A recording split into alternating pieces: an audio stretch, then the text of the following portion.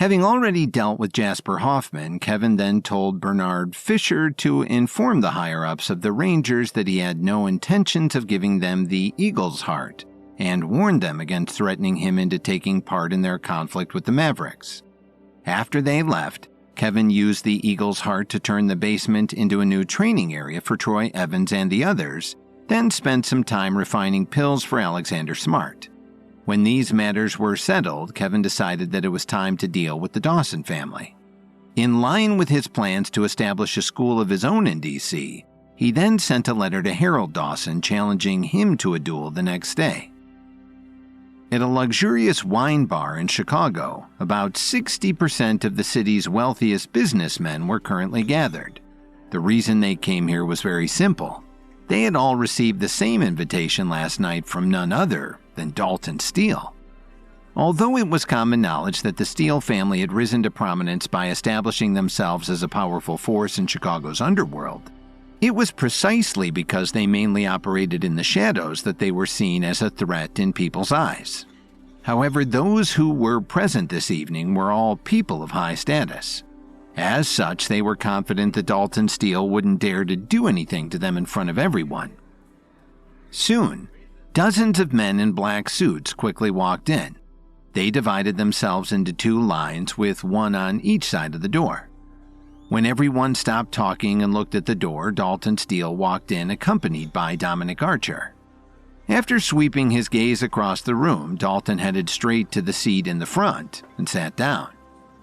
"Mr. Steele, why have you invited us all here today?" a man asked with a smile. "Can't wait to know out of excitement? Or are you saying that you don't want to waste your time here?" Dalton coldly glanced at him. He was clear about this person's identity. As the chairman of the Sky Garden Realty Group, Rex Lawson was considered one of the top real estate figures in Chicago. Rex replied, "Mr. Steele, I just want to know the reason. However, your attitude toward me right now is quite off-putting. You should know that even your grandfather—" But before Rex Lawson could finish his sentence, Dalton gave Dominic Archer a look. A second later, Dominic came in front of Rex without saying a word. "What do you want?" Rex asked cautiously. "You talk too much nonsense," Dominic snarled. Without warning, he grabbed Rex's neck and twisted it mercilessly. A cracking sound echoed throughout the room as Rex Lawson's lifeless body fell to the ground. Upon seeing this, everyone stood up in shock, and their facial expressions changed drastically as they looked at Dominic Archer. No one had expected that Dalton would actually dare to kill someone today, but Rex's death just proved all of their assumptions wrong. "Have all of his assets and properties transferred to my name within 10 minutes. Dalton ordered casually as Dominic nodded and took out his phone to give instructions. Dalton continued, "I hope that this will serve as a lesson for everyone not to try to hold your status up in front of me. That being said, I won't waste too much of your time. The reason I called you here today is simple. I am preparing to establish my own business group. I hope everyone can participate." These words made everyone present whisper in shock. "Mr. Steele, I have a question." Kerry Wallace, who was the president of the Aqua Seafood Export Company, forced himself to speak up. "There is no harm in asking." Dalton didn't even look at him as he replied. "Since you have a very close relationship with President Williams, you should know that the Williams Company is the strongest force in Chicago right now. So why do you want to work alone all of a sudden?" Kerry asked carefully. "Who told you that I have a close relationship with Kevin?" Dalton roared as he furiously slapped the table in front of him, causing everyone to tremble in fear. "Haven't you noticed? Everyone who came today has something in common. You all have nothing to do with the Williams Company." Hearing this, the group of people looked at each other and realized that what Dalton Steele had said was true. Aside from having no business partnerships with the Williams Company, they also had nothing to do with Emos Squire and the rest of Kevin's inner circle. "The reason why I invited everyone to join my organization is because, unlike Kevin, I believe in all of your companies. But if you aren't willing to join me, then we have nothing more to talk about."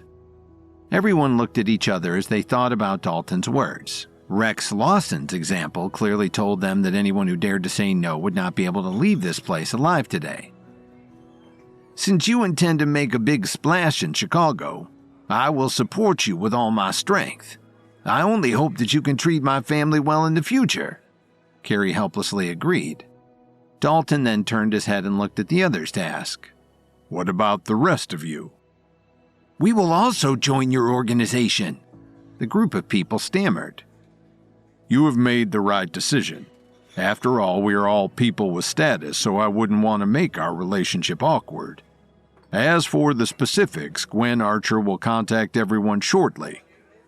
Dalton raised his wine glass to toast everyone, then downed its contents in one gulp. At the same time, Kevin, who was still in Washington, knew nothing about these developments in Chicago. To his surprise, when the rest of the Dawson family found out that he would be coming to challenge Harold Dawson to a duel, not only were they not afraid, but they even spread the news to the public. Aside from this, they even took the initiative to invite a professional referee from the Fire Elementalists. "Mr. Williams, this way, please. Mr. Dawson is currently in the armory selecting weapons. In the meantime, he instructed that as soon as you arrive, we must first treat you and your companions with some delicious food and drinks," a Dawson family servant said. Faced with such an enthusiastic person, Kevin wondered if he had come to the wrong place.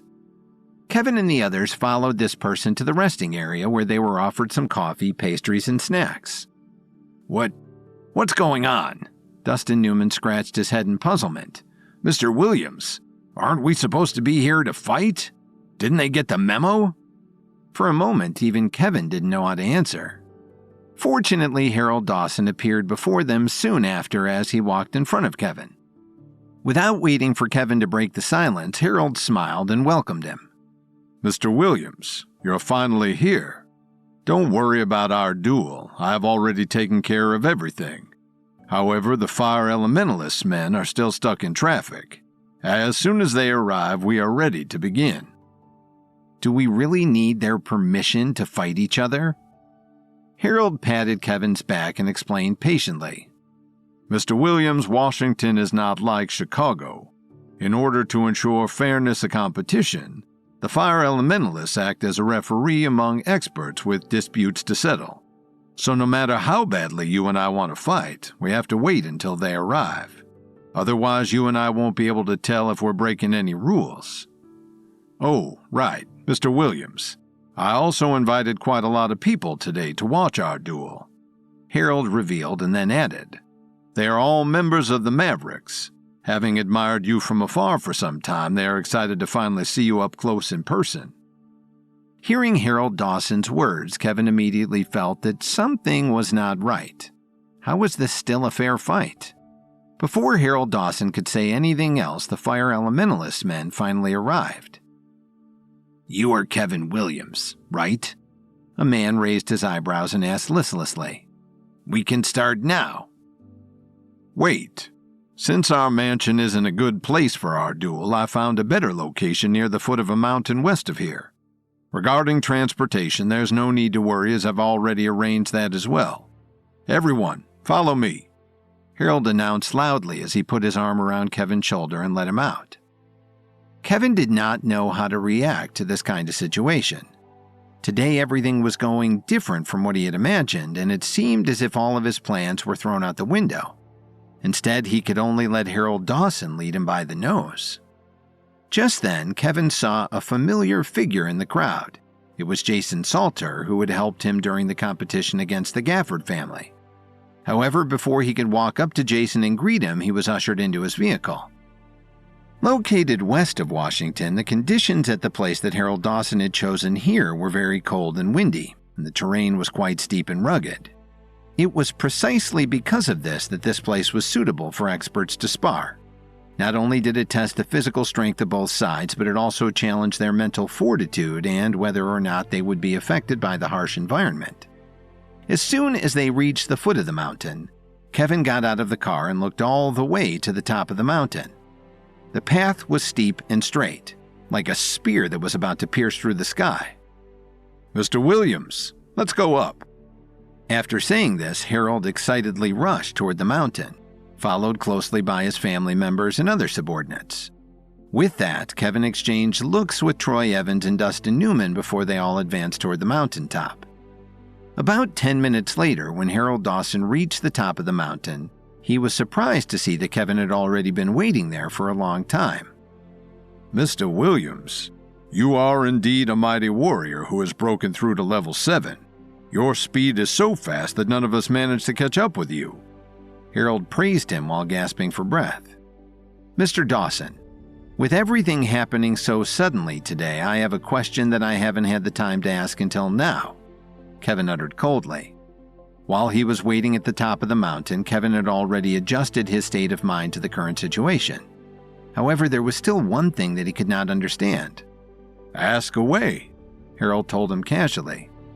"Since you know that my power base has already broken through to level 7, you should know the gap in strength between us. Given this, why do you still want to fight? What I really want is your mansion, which used to belong to the Thompson family. Furthermore, with your family's resources, you should still be able to develop well anywhere else. So why do you insist on fighting me?"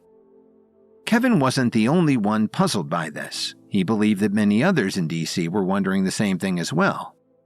Biting his lip, Harold turned around and gazed at the horizon. He then explained, "I believe that you also know that, while the Dawson family looks to be powerful on the surface, things are not as they seem.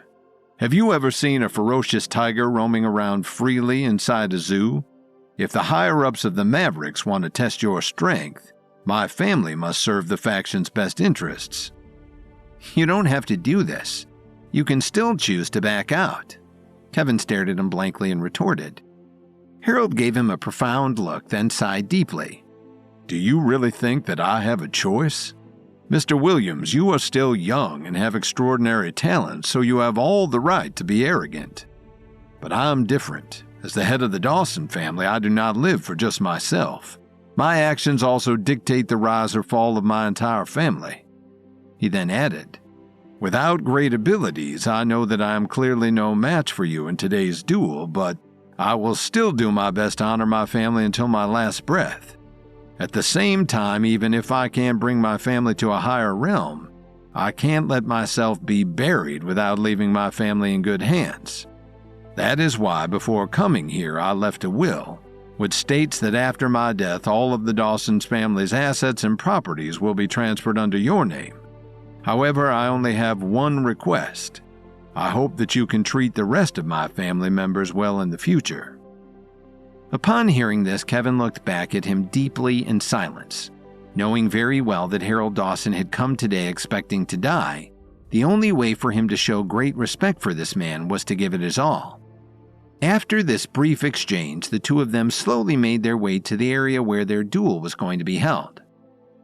Surrounded by spectators and media reporters from all corners, Harold Dawson was the first to enter. He then announced loudly to everyone, "Today, I, Harold Dawson, will be going up against the strongest young expert of the Rangers. This will be a fight to the death." His words caused everyone to exclaim, "Don't tell me that that young man is the strongest expert that the Rangers have to offer.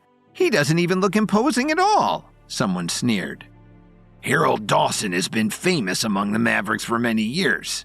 The reason he said that must be to keep some suspense for the others watching, but I bet that he'll be able to kill this opponent in an instant," another added. Despite this, Dustin Newman and Troy Evans weren't worried about Kevin. After all, the difference in their power bases had already decided the outcome of today's showdown. However, Kevin stared at all of the spectators and reporters. He finally understood Harold Dawson's intentions today. By inviting all of these people to watch, he wanted to give everyone the impression that the experts from the Rangers faction were the ones who wanted to reignite their war with the Mavericks.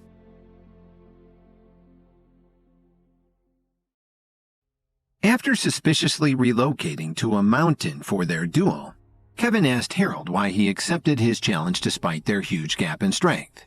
Harold then revealed that, as a member of the Mavericks and head of the Dawson family, he had no choice but to serve their best interests. Seemingly resigned to his fate, he then asked Kevin to take care of his family upon his death.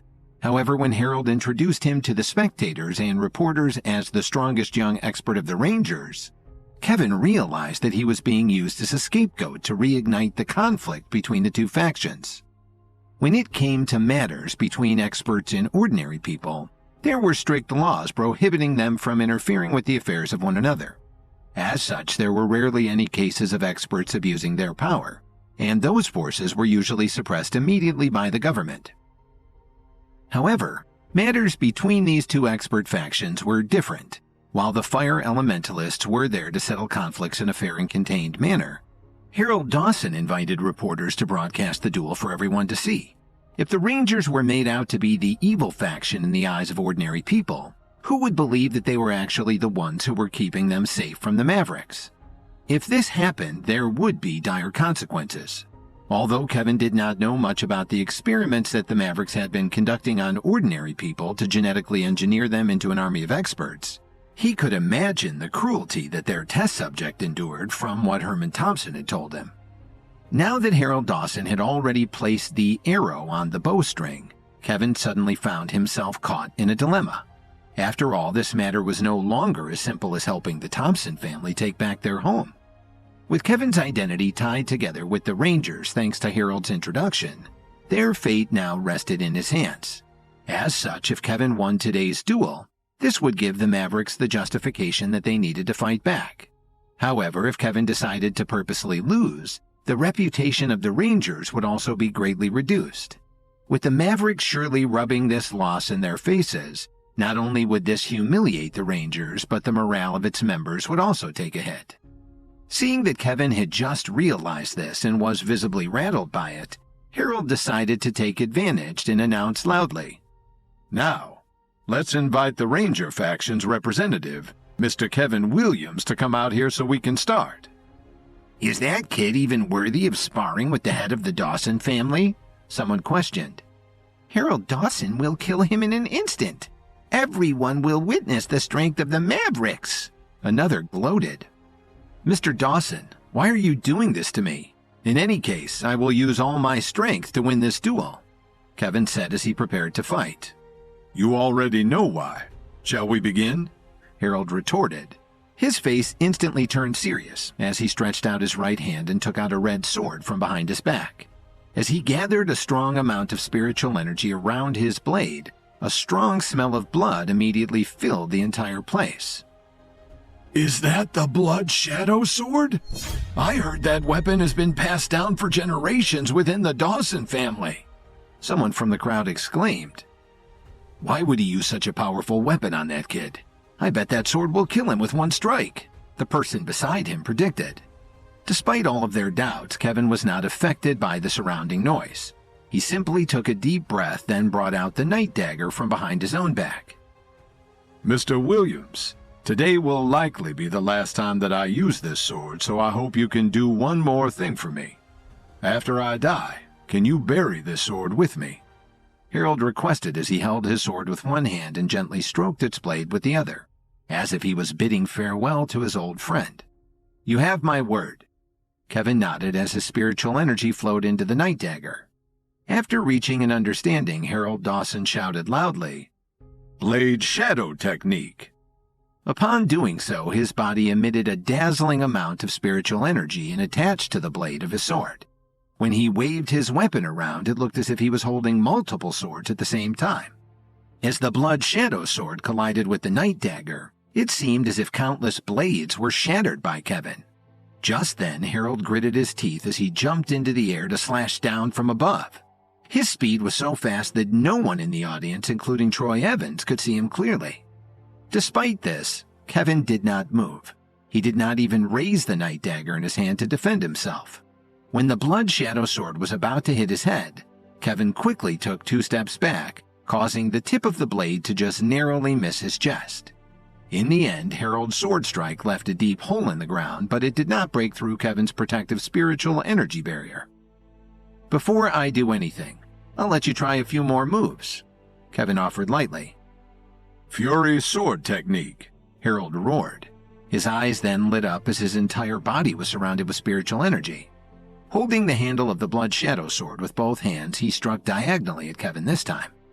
When Kevin still managed to block this, Harold Dawson completely withdrew his own protective barrier and focused all of his spiritual energy on his offense in order to improve his accuracy. After unleashing a series of sword strikes, rocks and dirt were continuously sent flying, as his Blood Shadow Sword formed more and more deep holes in the ground with each miss.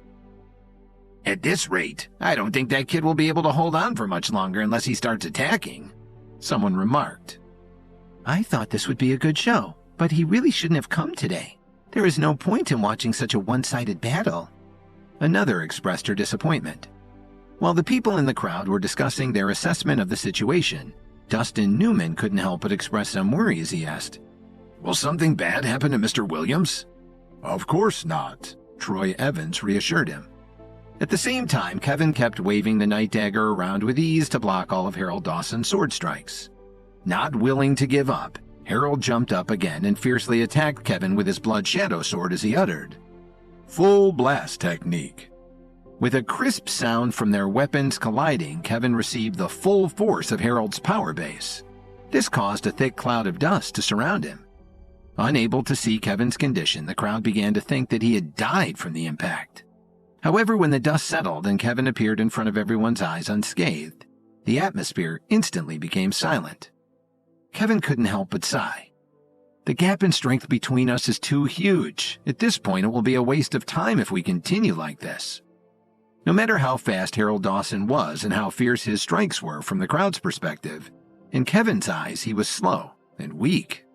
Thinking that now was the right time for him to start attacking, Kevin threw a punch with lightning speed and accurately hit Harold's chest. This sent him flying like a rag doll for several feet before crashing heavily to the ground in a sorry state. "Am I dreaming, or is Harold Dawson actually about to lose?" asked someone in shock. "How is that possible? That kid must have used some dirty tricks on him," another speculated. Kevin took a step forward and came in front of Harold Dawson. Looking down at him from above, he remarked, "Today's duel should be over soon." Harold coughed a few times as blood came out of his mouth. He tried to sit up, but he did not have enough strength to do so. Since finding out that Kevin had broken through to a level 7 power base, Harold knew that this duel would likely result in his death. No one knew that the only reason he seemed confident yesterday was because he thought that he had the support of an old man, who was one of the higher-ups of the Mavericks. It was this same person who had asked him to turn this into a public matter. However, when he tried to meet the old man again last night, it seemed that this person refused to see him anymore, as he was not even allowed to enter through his door. At that time, Harold finally understood that he was just a pawn whose life could easily be sacrificed in the eyes of those in power. Despite his pitiful situation, Harold knew that he deserved every bit of it. After all, the Dawson family had received a lot of benefits over the past 20 years from siding with the Mavericks. Today, he would pay the price. With a single punch from Kevin, all of the spiritual energy in Harold's body had dispersed. So aside from suffering multiple injuries, he had also lost the ability to fight back. "Treat the people of the Dawson family well, and bury me along with my ancestors, all right?" Harold reminded him with a pleading tone. "You have my word," Kevin replied without changing his expression. Upon hearing this, Harold Dawson simply nodded his head and revealed a miserable smile as Kevin pierced the Night Dagger through his heart. For a moment, the entire place was dead silent, as everyone nervously stared at Kevin. However, despite winning the duel, Kevin did not look excited. In his heart, he felt that he was now stuck in the same position that Harold Dawson had been, only as a pawn for the Rangers this time. Without saying goodbye to anyone, Kevin asked Troy Evans and Dustin Newman to carry Harold Dawson's corpse before quietly slipping away. With footage of the entire duel being broadcast live, news of Kevin's victory over Harold Dawson spread like wildfire and caused a sensation in D.C. However, none of this mattered right now to Kevin. After asking the people of the Dawson family about the location of the ancestral gravesite, he went there to bury Harold Dawson as promised. Later that night, the first thing Kevin did after was go to find Herman Thompson. With Harold Dawson already dead, all of the Dawson's family assets and properties have been transferred under my name. Given this, in exchange for returning the mansion back to your family, there is one thing that I need from you in return, Kevin uttered. If there is anything that you need, just tell me, Herman Thompson replied respectfully. Kevin took a deep breath and revealed, the people of the Dawson family need a new place to settle down. Don't worry, Kevin. I will make arrangements and give them a place to live in St. Louis. Herman didn't dare to be careless and refuse his request. Although they had a close relationship, Kevin always showed deep respect toward Herman Thompson. At the same time, the Thompson family really owed Kevin a lot this time around, and his request was a small matter compared to what he had done for them. Upon leaving, Kevin slowly walked along the empty street. He seemed to have a lot on his mind. Suddenly, a deep voice sounded. Kevin, what's there to worry about? The conflict between the two factions has always been destined to end in a life-or-death battle no matter what. Besides, if you were the one who died today, I can assure you that not only would Harold Dawson not feel any sadness, but he would even ask for a reward from his superiors. Kevin immediately stopped in his tracks and turned his head. Seeing both Leo Hayes and the Night King before him, he immediately lowered his head. You're here.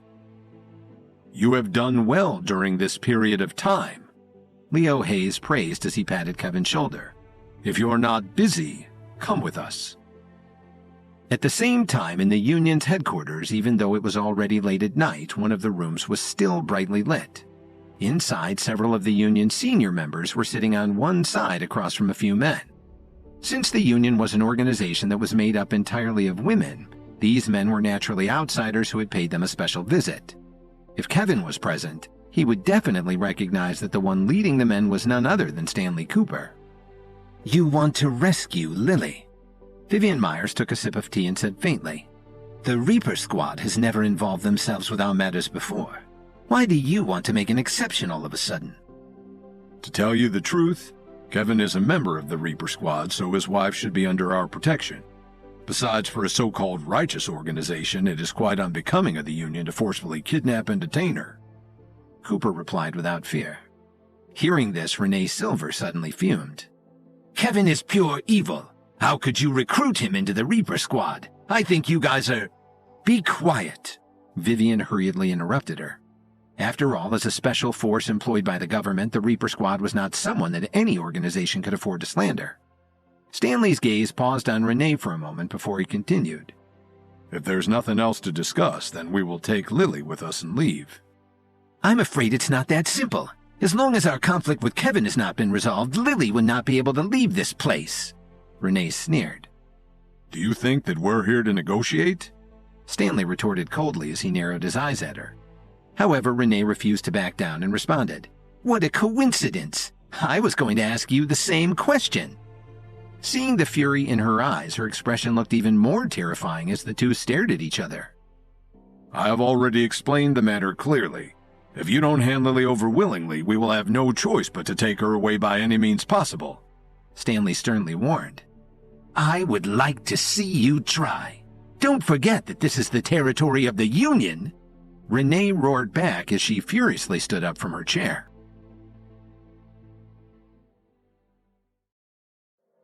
At the Union's headquarters, Stanley Cooper and a few others from the Reaper Squad confronted Vivian Myers, Renee Silver, and the other higher-ups from the Union. Scott and Renee got into a heated argument as Scott expressed his intention of taking Lily with him by any means necessary. When they heard the loud sound of the two of them shouting at each other, several more people from the Union rushed in from outside the door and surrounded Stanley Cooper and the others. The atmosphere instantly became tense. Due to the hostility in their eyes, they kept staring at the members of the Reaper Squad with intensity.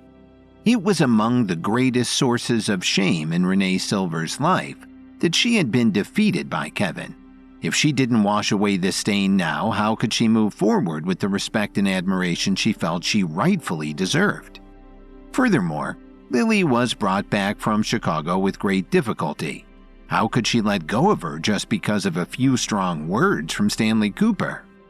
Sitting on the left side of the seat, she still lowered her head and kept thinking about the pros and cons of the situation.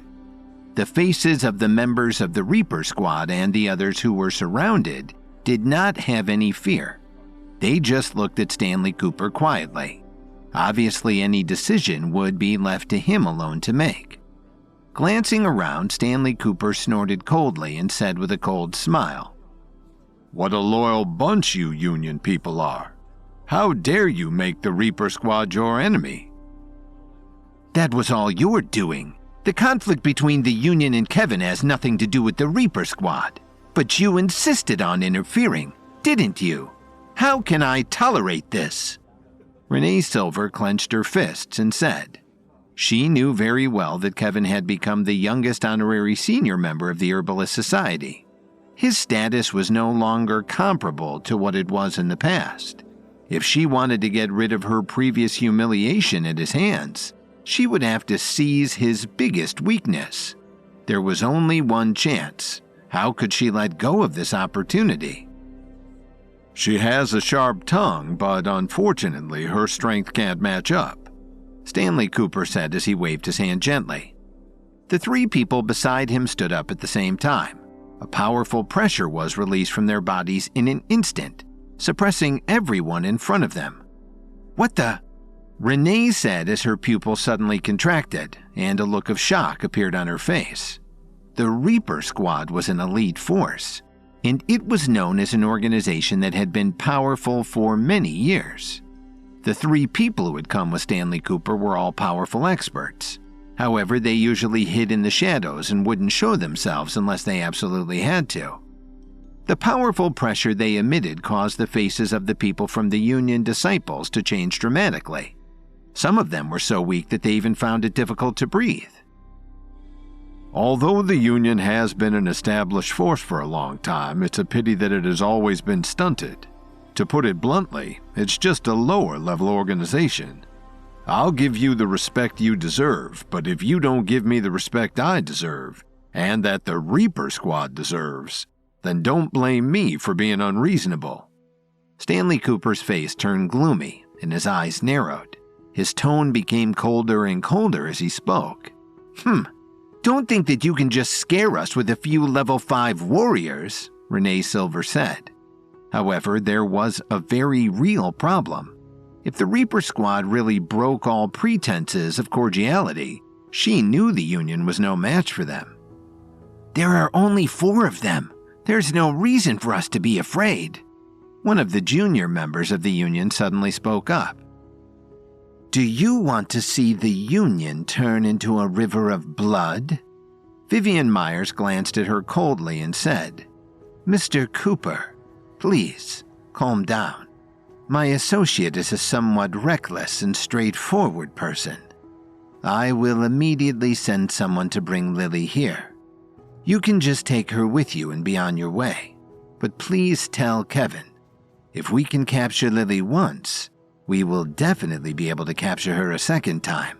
If he doesn't want his family to be frightened again, then you should tell Kevin to come settle the score with the Union alone. After all, he wasn't always so lucky," she said coldly. "Are you threatening me?" Stanley Cooper stared at her and asked. "I am only telling the truth." She took a deep look at Stanley Cooper, then turned around and walked away, adding over her shoulder, "Make sure you tell Kevin what I said. Wait here. Lily will be sent over immediately." She gave Stanley Cooper one last fierce look, and then she left. As for the rest of the people from the Union, none of them still had the courage to stay behind. All of them left immediately with their tails between their legs. "Are we really going to let them take her away so easily?" One of the junior members asked unwillingly after they were out of earshot of Stanley Cooper and the others. "What else do you expect us to do? Fight them to the death? What do you think the chances of winning a fight like that are?" Renee Silver scolded her, clearly in a bad mood. "The Reaper Squad is so overbearing, they don't even treat the Union with any respect," the junior member said in an exasperated manner. "So what? In the eyes of the Reaper Squad, the Union is truly insignificant," Renee Silver replied with a sigh. Soon, the people from the Union brought Lily out to Stanley Cooper and the others. "Hello, Lily. We are good friends of Kevin's. He asked us to come and bring you back to him," Stanley Cooper said politely. "Kevin? Where is he? Is he here?" Lily anxiously looked around and said with some loneliness in her eyes, "He sent us to get you. Don't worry, he's safe." Stanley Cooper saw through Lily's thoughts with a glance and said with a persuasive tone, "Lily, I hope you can understand that Kevin had no choice but to handle things this way." Lily did not reply at all and slowly lowered her head. Tears appeared in her eyes. "All right, this is not the place to talk. We should leave first." Stanley Cooper sighed and said. After that, the group spent 2 hours descending the mountain where the Union was located. "Lily, would you like to return to Chicago? Or are you coming with us to Washington, D.C.? Stanley Cooper suddenly stopped and asked. I'll go back to Chicago. I won't be able to help Kevin even if I go to Washington. Instead, I'll just become a burden to him." Lily lowered her head and replied softly. It was not the first time that she had to be saved like this.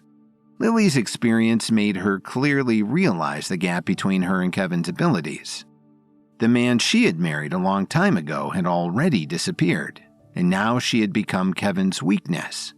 Anyone who wanted to attack Kevin would simply choose to attack her instead. Although she felt helpless, Lily knew that she could not do anything about it. "All right, then we will send you back to Chicago first," Stanley Cooper said, not willing to insist on the matter any further. At about 7 o'clock the next morning, Kevin returned to the mansion. Last night he had walked with the Night King and Leo Hayes for the whole night. Not only had he received many extremely valuable pointers on the development of his power base, but he had also recognized the goal that he was looking for. "Mr. Williams, you've received a message. Lily has been rescued from the Union, but she chose to return to Chicago rather than to come here to Washington." Troy Evans put down the cup of coffee in his hands and reported to Kevin as soon as he saw him. Kevin smiled and nodded, but then he hesitated for a moment. He didn't understand. Was Lily rescued by the Rangers, or was it the Reaper Squad who had taken the initiative to save her? After thinking over it for a moment, Kevin took out his phone and typed out a few text messages. Before they finished breakfast, Tyler Dawn rushed in with Jordan Black. "Kevin, the school is ready," Tyler said excitedly. "You can keep up with my plan." Kevin ate the last bite of his omelet and said, "Next, you have to do something. In my name, send an invitation to all of the most powerful experts in Washington, D.C. Tell them that I want to establish my own Williams family school here in D.C. "Yes," Tyler said excitedly as he turned around and went to put the plans in motion. Tyler got to work immediately, relying on several of his most reliable employees to spread the word far and wide. Kevin had not even finished his coffee after breakfast, and Tyler had already managed to spread the news that he wanted to establish his own school.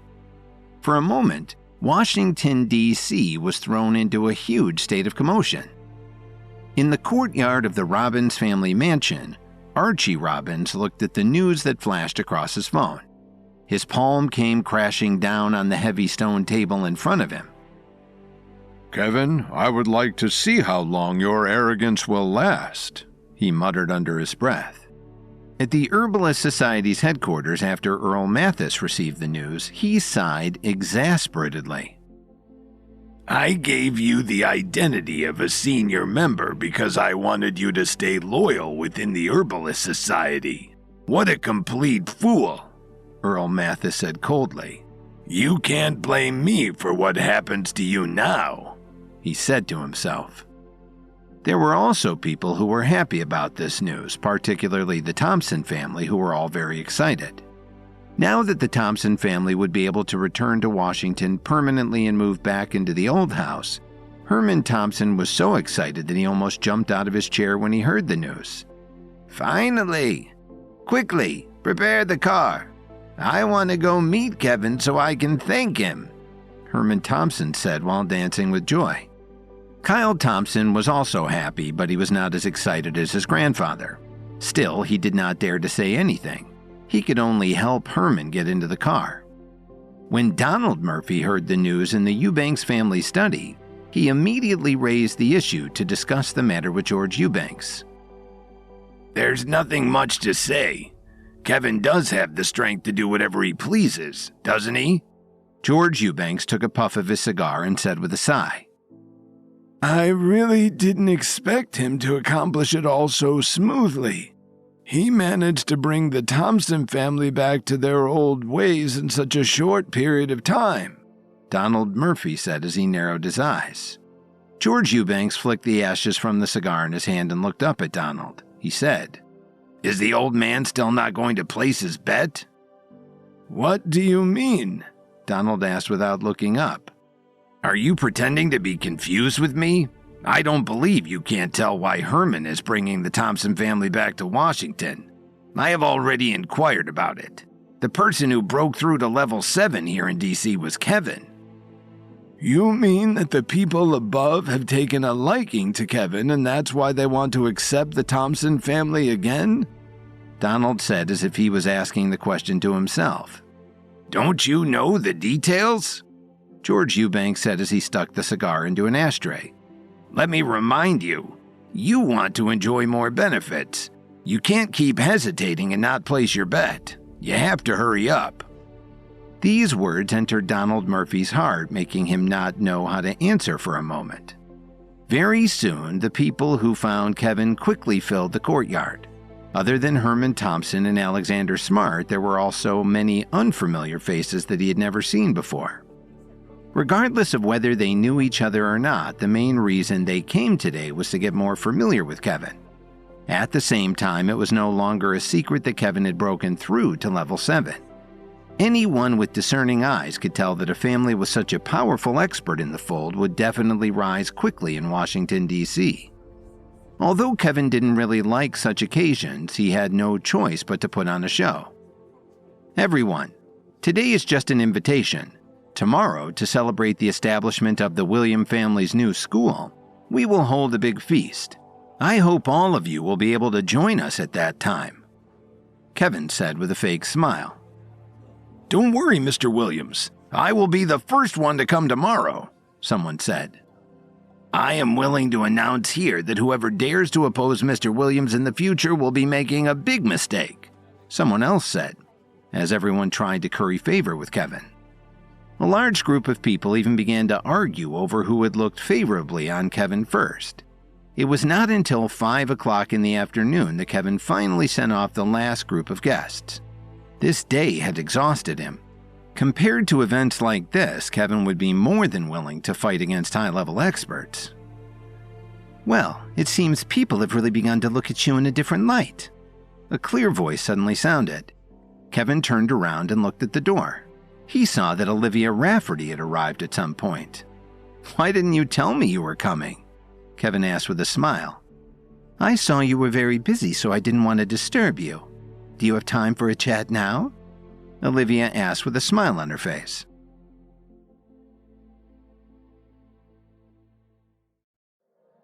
After inviting a group of influential people to commemorate the establishment of his new school on the former Kessler family's hotel property, Kevin endured several hours of people trying their best to get in his good graces.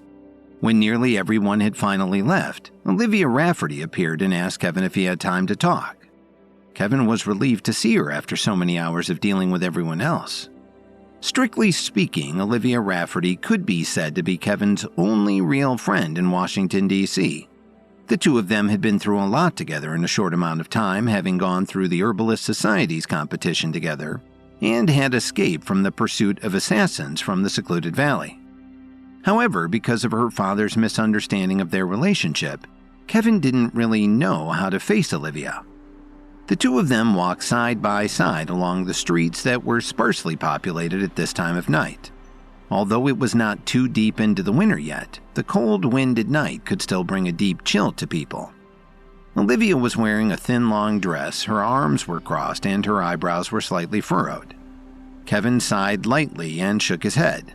He took off his coat and draped it over her shoulders.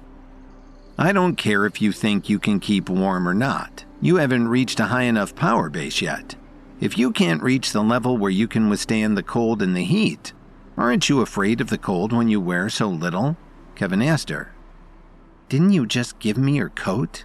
Olivia blinked and replied. I didn't realize you're now such a big shot here in DC. You have become very popular." "What do you mean, a big shot? Don't mock me." Kevin waved his hand in embarrassment.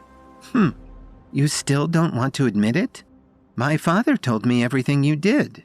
Besides, many of my friends are asking me about you," Olivia said as she continued to tease him. She then added, "What kind of girls do you like anyway? Tell me, and I can help set you up." "Oh, please, don't mock me anymore. I'm already happily married, so you can tell your friends not to waste their time," Kevin said with a bitter smile. Why are all the good ones married? Right now, you don't know how many young women from powerful families want to get to know you better." A sense of loneliness flashed across Olivia's eyes. It was just that this kind of deep emotion disappeared very quickly, and Kevin didn't notice it. "I will never have another woman in my heart," Kevin said softly. However, he knew very well how Olivia felt about him. It was just that feelings could not be forced. Neither of them took the initiative to speak again. The two of them silently walked along the street and only reached the entrance of the Rafferty's family's courtyard at about 8 o'clock in the evening. "Well, it was good to see you. Let's not wait so long to catch up next time," Olivia said as she took off the coat and returned it to Kevin. "Okay, I'll treat you to dinner when I have time," Kevin said, not trying to persuade her to stay out longer. Olivia nodded with a smile and walked toward the front door. When Kevin was about to leave, Olivia asked loudly, "Kevin, we are still friends, right?" "Of course. You are my only friend in the city," Kevin added. "We will always be friends." Olivia revealed a bright smile when she heard him, but the moment she turned around, tears silently flowed out of her eyes and slid down her delicate face, dripping onto the ground. Kevin took a deep breath. He could see that Olivia's shoulders were trembling, but there were some things that he could not decide. "I'm sorry," Kevin murmured softly as he looked at Olivia's back. The night passed in the blink of an eye. The next day, Kevin brought Troy Evans and the others to the school. The entire building had been renovated with extraordinary attention to detail. More than 10 fiery red banners were arranged in a row at the entrance of the building. There were dozens of reporters there. Putting aside Kevin, Tyler Dawn and Terry Watford were both famous big shots. They rarely showed their faces in public, so the news about them being there in person could definitely be counted as big news. "Mr. Williams, after yesterday's situation, there are a lot of people who came to support you today." Tyler pushed up the glasses on his nose and said, "You know I don't like this kind of occasion," Kevin said as he smiled helplessly. "Just leave the reporters to me and Mr. Dawn to fight off. You handle the experts. After all, our lives are so different from theirs, so we wouldn't have much to talk about." Terry tidied his coat and said with a smile. As the three of them talked, more than 2 hours passed very quickly. Kevin looked at the time and frowned slightly. He asked Tyler, "Are you sure the time on the invitation was correct?" "Yes, of course. How could I make a mistake like that?" Tyler said affirmatively. "Then why is there not a single person here yet? Yesterday at Kevin's house, the place was packed with people," Terry said, also starting to feel that something was not right. Logically speaking, it was indeed impossible for the guests to all arrive at the same time, and surely many people would prefer to come a bit later. However, the invitation clearly stated that it was to begin at 9 o'clock. It had already been half an hour.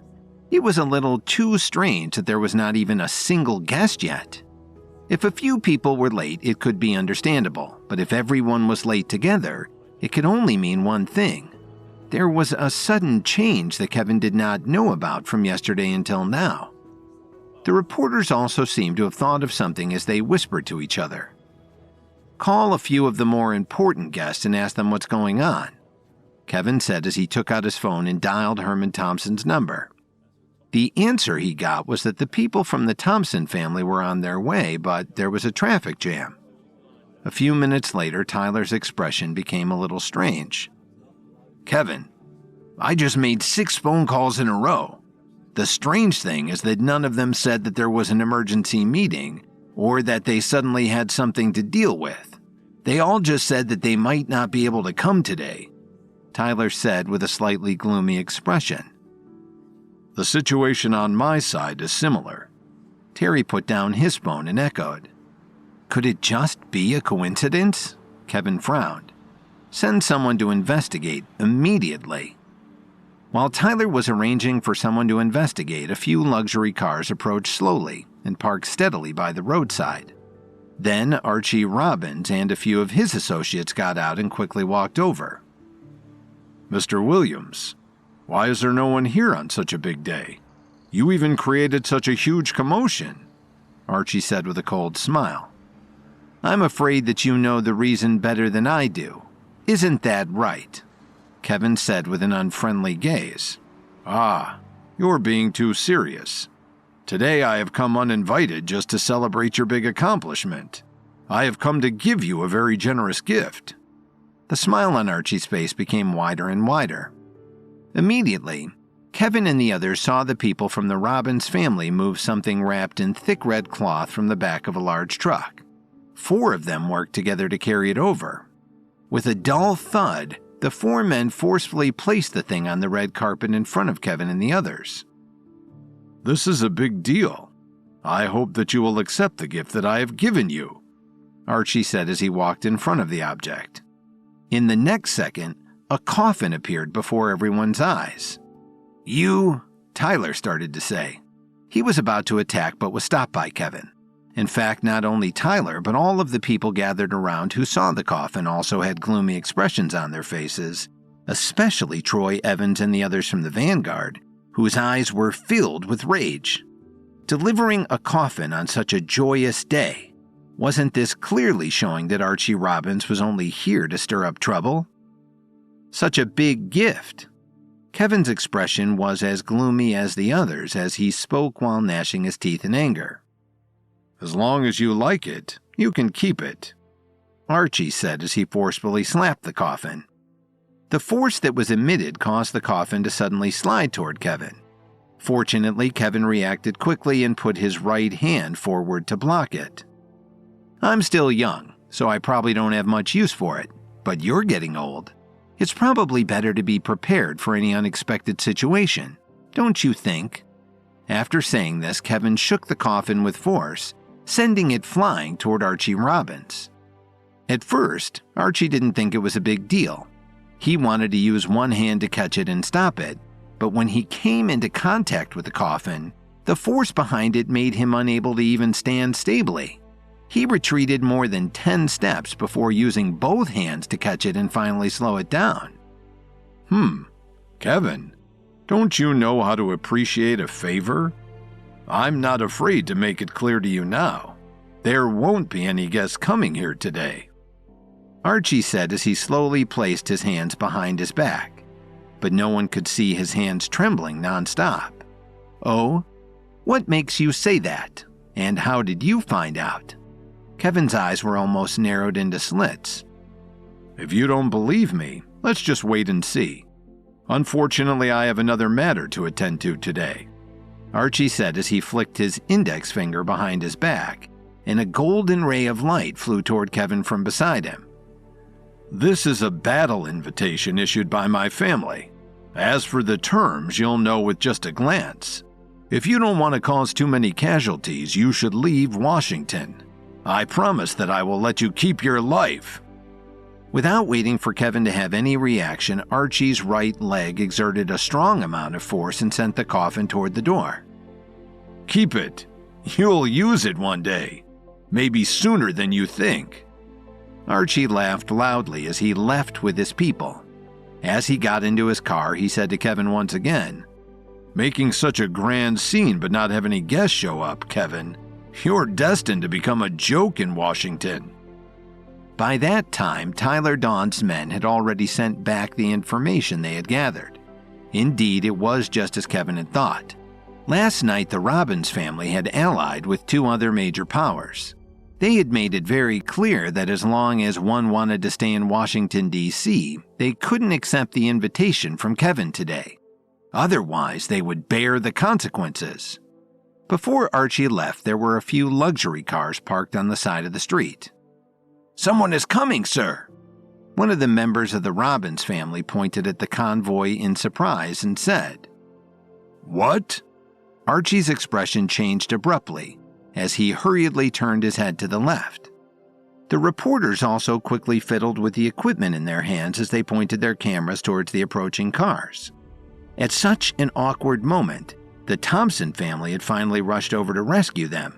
Along with them were the vehicles of the Murphy family and the Eubanks family.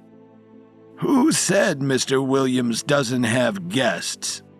Donald Murphy exclaimed, not wanting to be outdone. He glanced at Archie Robbins, then ignored the other members of the Murphy family and quickly walked over to the entrance. "What are you all standing there for? Move that ugly thing out of the way immediately." George Eubanks pointed at the coffin and ordered the people beside him sternly. Even though Archie Robbins had high status, he really couldn't do anything to refute them. "Mr. Williams, there was a traffic jam on the way over here. We're not too late now, are we?" Herman Thompson said with some guilt.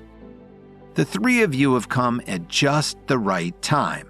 Please, come in." A smile finally appeared on Kevin's face. "These three old men are really too greedy."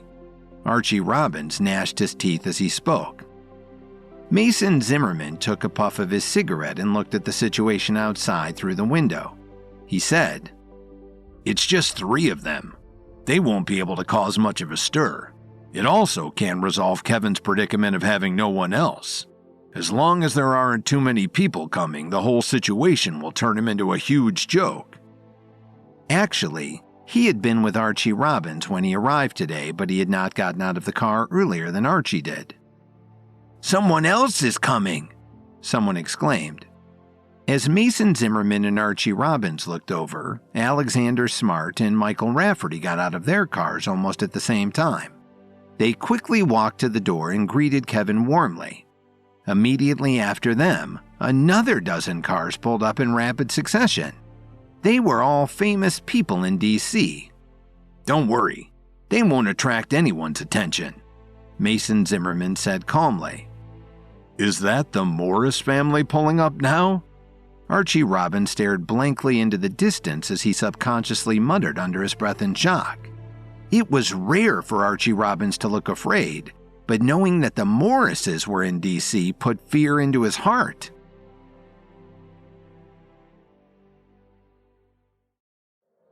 As Kevin, Tyler Dawn, and Terry Watford were waiting outside for guests to arrive, Archie Robbins pulled up and presented him with a coffin, mocking Kevin. Mason Zimmerman, who had arrived with Archie, stayed in the car and watched the scene unfold with glee. But then, Herman Thompson arrived, saving Kevin from embarrassment, and was quickly followed by Donald Murphy and George Eubanks and several members of their respective families.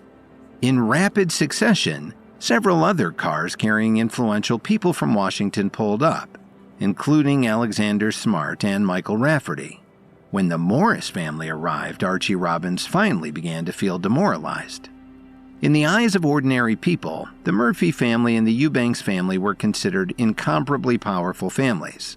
After all, both families had established themselves in Washington's circle of power for many years. However, there were some unwritten rules about how things worked.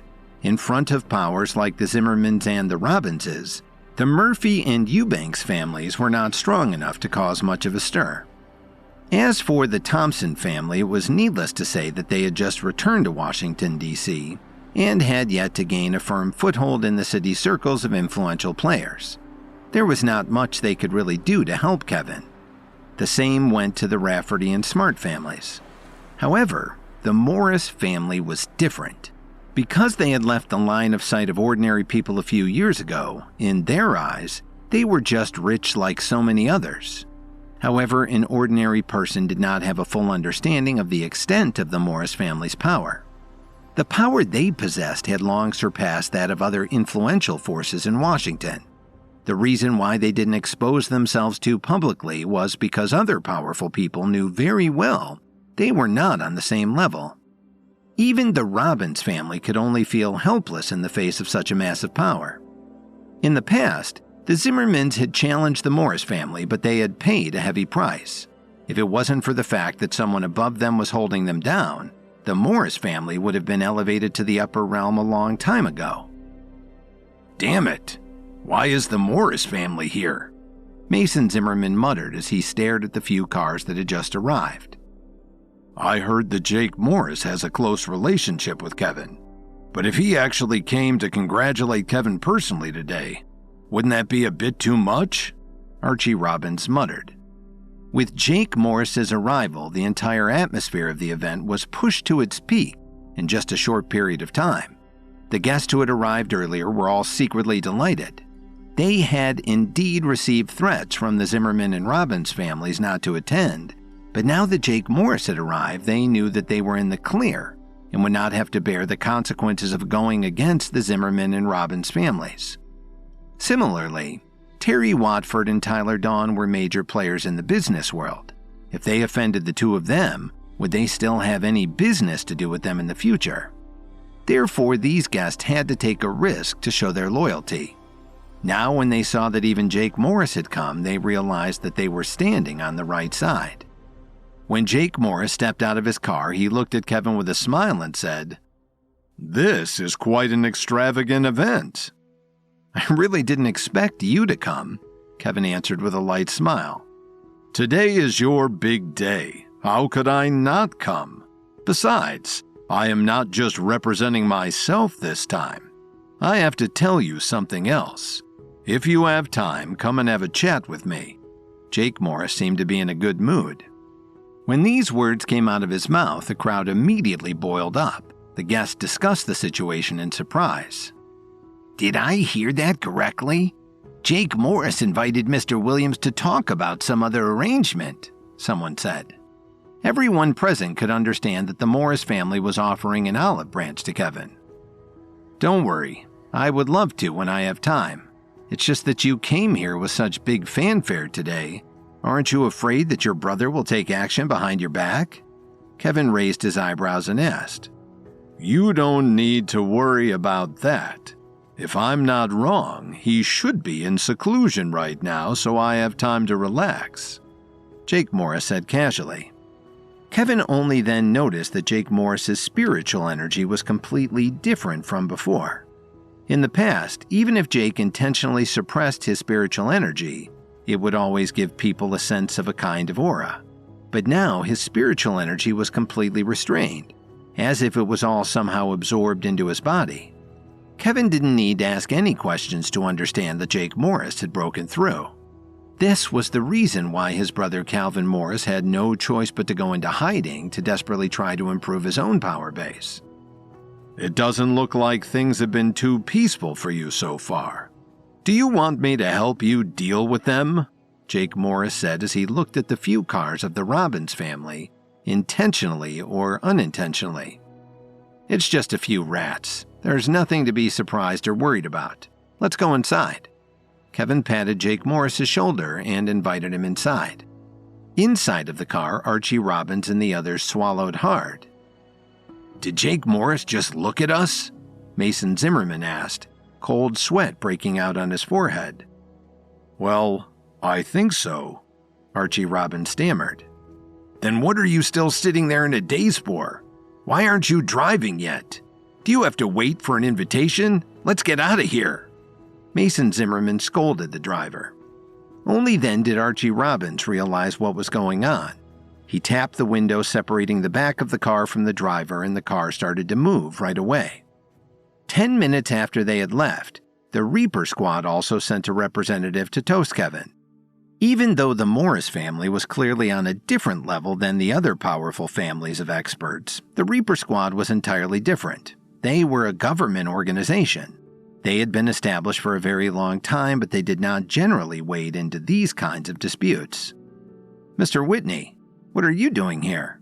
Kevin asked in surprise. "You're a member of the Reaper Squad, aren't you? Now that you want to establish your own school, why wouldn't we come and take a look?" Scott Whitney's eyes widened as he said with a laugh. Seeing the two of them talking and laughing, the guests off to the side felt even more at ease. They had all heard of the Reaper Squad before, so there was naturally no need to talk about its size and influence. Since Kevin was on good terms with the Reaper Squad, wasn't that also another layer of protection for the guests? Hence, many of the guests secretly took out their phones and sent messages to their friends. Basically, the content was, "This is the side you want to be on. Come quickly." In the next 2 hours, several more large groups of guests rushed over. Kevin did not want to pay too much attention to these fence-sitters, but it was necessary to put on a show. Soon, the huge banquet room was filled with guests, and all kinds of toasts were being exchanged over laughter. "I'm not here just to celebrate you. I have something that I need you to do with the Reaper Squad." Scott Whitney took a sip of his wine and spoke to Kevin in a low voice. "I knew you weren't that kind. Tell me, what kind of mess is it that you need my help with?" Kevin replied as he turned away from Jake Morris for a moment. "I'm sure you've heard about the battle between the Alliance and the Myriads, but I don't think you know all of the details. Recently, a large number of mysterious experts have appeared on the side of the Alliance, breaking the stalemate between the two organizations, and leading to a series of easy gains against the Myriads. According to the latest information we have, Brett Stewart has led a group of his men from the Myriads to retreat. They have indicated their intentions of surrendering completely, but the Alliance is still fighting to the death." "You mean you want me to go save Brett Stewart?" Kevin interrupted Scott Whitney's words. Although he was shocked, his facial expression didn't change at all. He was also full of doubts about this. Although people like Scott Whitney didn't talk about the matters of the Alliance and the Myriads frequently, they all had a general understanding of the situation. The two organizations had been fighting each other for many years, and they had always been on par with each other. Neither of them could do anything to overcome the other. How did the situation suddenly become so one-sided? Suddenly, Kevin's hand, which was holding a wine glass, froze in midair. He thought of a possibility. It was something that he could not believe, and yet it could very possibly become reality. Almost subconsciously, Kevin looked at Troy Evans and the others. "What's wrong? Are you surprised that we want to save Brett Stewart?" Scott Whitney had obviously noticed the change in Kevin's facial expression and his demeanor. Scott added, "To tell you the truth, the Reaper Squad has been investigating the two organizations quite thoroughly. Although Brett Stewart does not have an extraordinarily high power base, he is different from his predecessor Travis Adams. He is very smart. Furthermore, the Myriads are strongly against the Pinnacle. But still, the emergence of those experts on the side of the Alliance is very strange. And the Myriads have always been the main force fighting to suppress the Alliance. If they are defeated now, and especially if they are eliminated completely, it is very likely that the Pinnacle will start anew. There is no concrete evidence yet. We can't do anything to the Alliance. Therefore, the Reaper Squad can't interfere too openly. Only you have the ability to resolve this matter at this time." Scott Whitney spoke very earnestly. Listening to Scott's words, Kevin became even more certain of his guess. A long time ago, he had learned that the Alliance had secretly joined forces with the Pinnacle. Now it seemed like both of them had reached some sort of a deeper agreement. "When are we leaving?" Kevin asked hurriedly. "Of course, the sooner the better. We are afraid that the Myriads won't be able to hold on for too much longer," Scott Whitney said in a heavy tone. "The situation has already reached such an urgent stage?" Kevin asked in surprise. "Yes, it's definitely urgent." Scott Whitney sighed slightly, hesitated for a moment, and then said to Kevin softly, "There's one more thing I want to tell you in advance. This operation is top secret. Only the higher-ups of the Reaper Squad know about it. In order to prevent anyone from falling into their hands, they will not provide you with any help, so you can only rely on yourself." Kevin curled his lips helplessly as if he hadn't said anything. Or it could be said that Kevin also wished that no one would follow him. As an official of both the Alliance and the Myriads, how could he allow anyone to find out about these two identities? "Got it. I've accepted this mission, but after I leave Washington, D.C., Kevin started to say. Don't worry about that. We will help you keep an eye on the situation here in Washington. We will definitely not let anyone shake the foundation that you have built with great difficulty in such a short amount of time." Scott Whitney replied firmly. Only after getting a satisfactory answer did Kevin feel relieved. After the banquet ended, Kevin chatted with Jake Morris for a bit more before returning home with his people. As for the 50 people that Jordan and Justin Black had brought with them, they all stayed. Kevin stepped forward and said with a serious expression, "Let me tell you all something. All of you know that I have just broken through to level 7, so I plan to find a place to go into seclusion for a period of time. During this period of time, I will leave everything I have built in Washington to all of you to take care of. I only have one rule for all of you. Don't cause any trouble. You absolutely don't have to be afraid of anything. Even if matters get out of hand, there will naturally be someone to cover it up for all of you." "Yes, sir," they all answered at the same time. Before Kevin left, he found there were many eyes watching him. I'll deal with you guys when I come back," Kevin thought to himself. He easily avoided the attention of these people and left the city overnight. As for the location of the ancient battlefield, Scott Whitney had already sent it to his phone. The reason Kevin did not bring anyone along on this trip was not because he was worried about Troy Evans and the others. It was just that what he had built in Washington, D.C. couldn't be left unguarded. Besides, he was going to save people, not help in the actual war. It wouldn't be right for him to go there with too many people.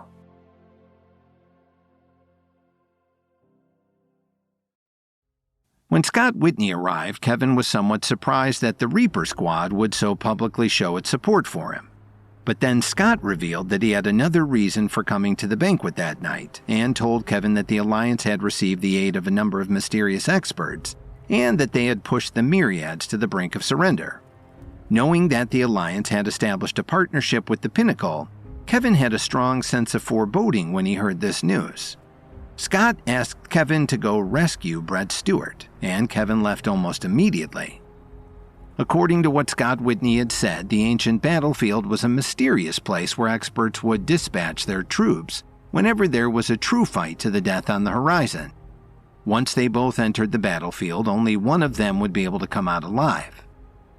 When he arrived at the valley about 200 miles away from Washington, D.C., that Scott Whitney had told him about, Kevin slowly took out a blood-red key from his bag. This was given to him by Scott at the banquet. After injecting the spiritual energy from his body into it, he clamped the key between his right index and middle fingers and quickly drew a pattern in the air with his left hand.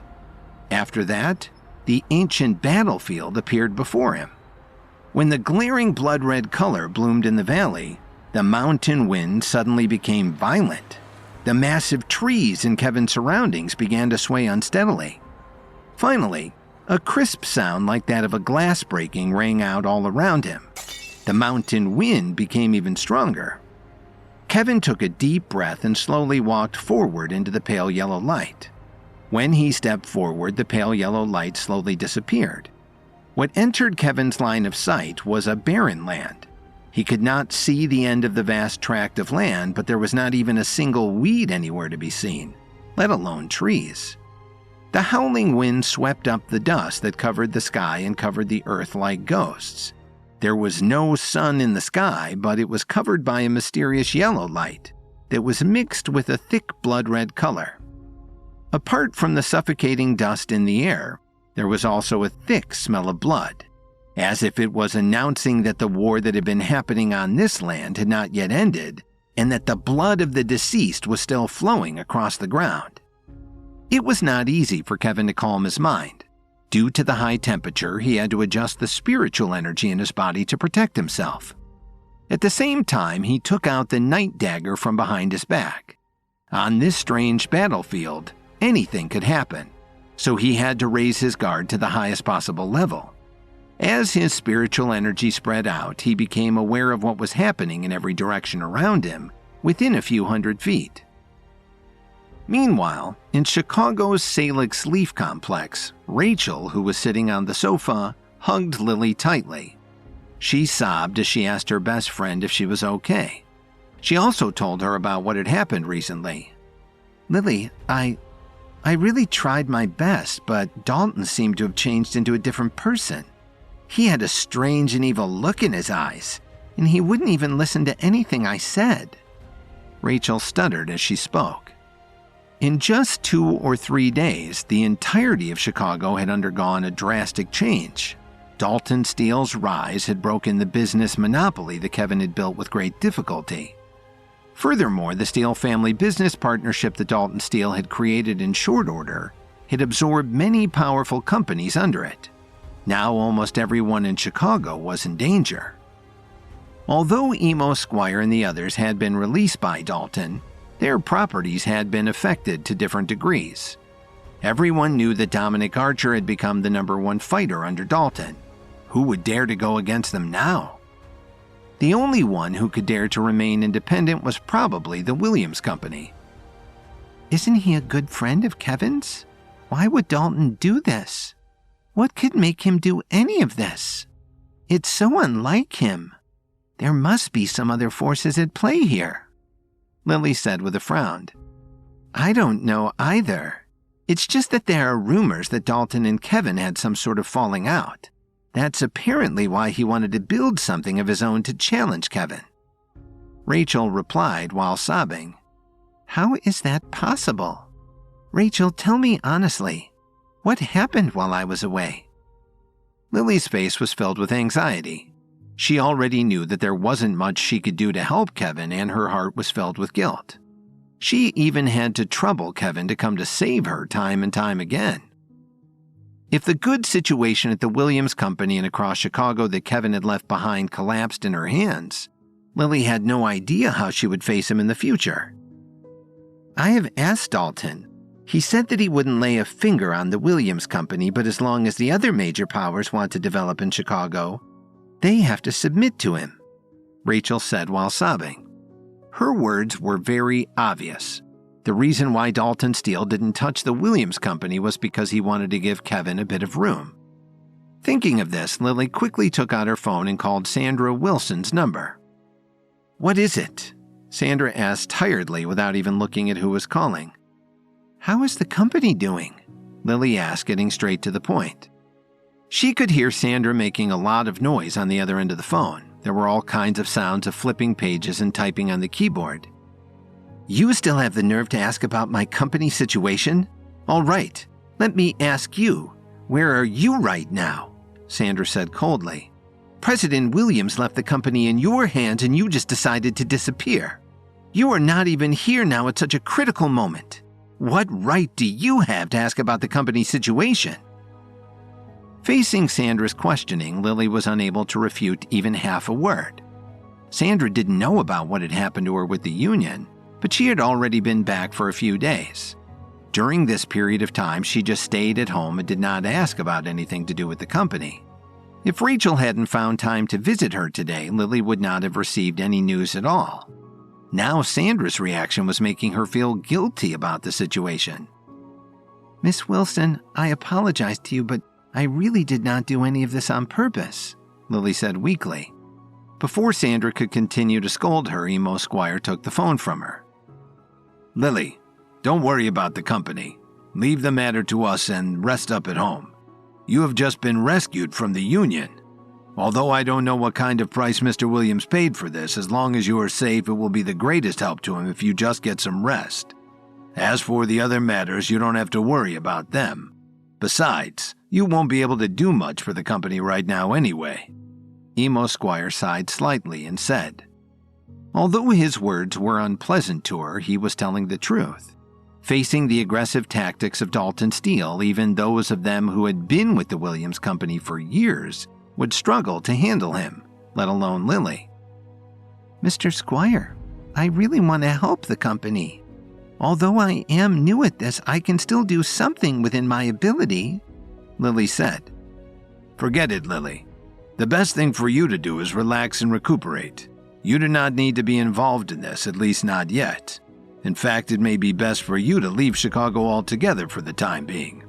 Dalton also didn't know about your situation, but if he wants to threaten you then, None of our men can protect you," Emo said truthfully.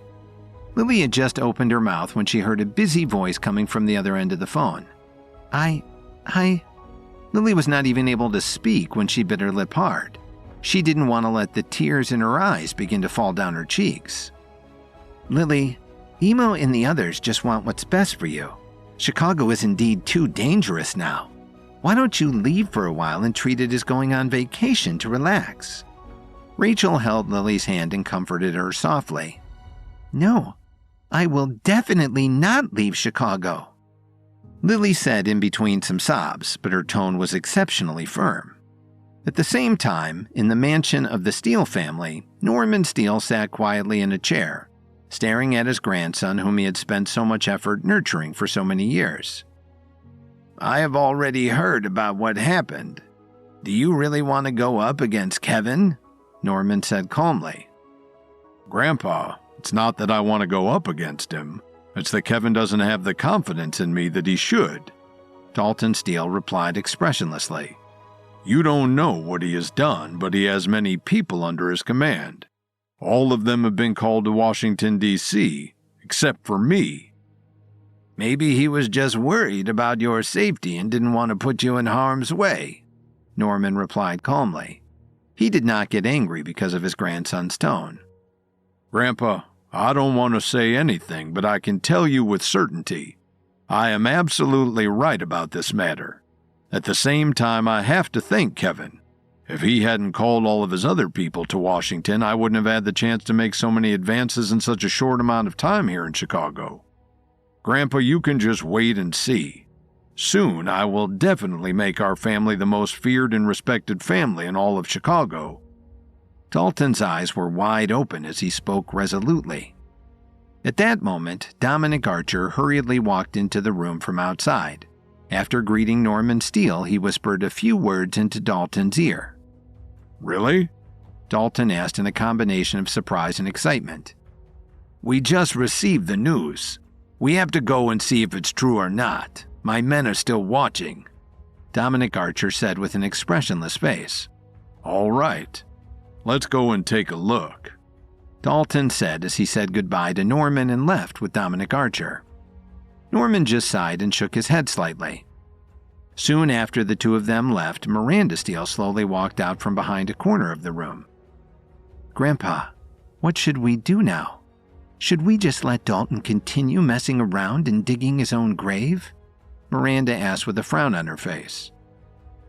"This kid's brain has been invaded by his inner demons. He won't listen to us," Norman said as he sighed again. He thought for a moment and said, "Call Lily immediately and tell her to be very careful. Also get in touch with Spencer and Derek and the others and have them send someone to bring Lily to the Radiance immediately." "Okay, I will contact them immediately," Miranda replied as she walked to the corner and made a call. Meanwhile, Kevin had been searching for an hour all across the ancient battlefield.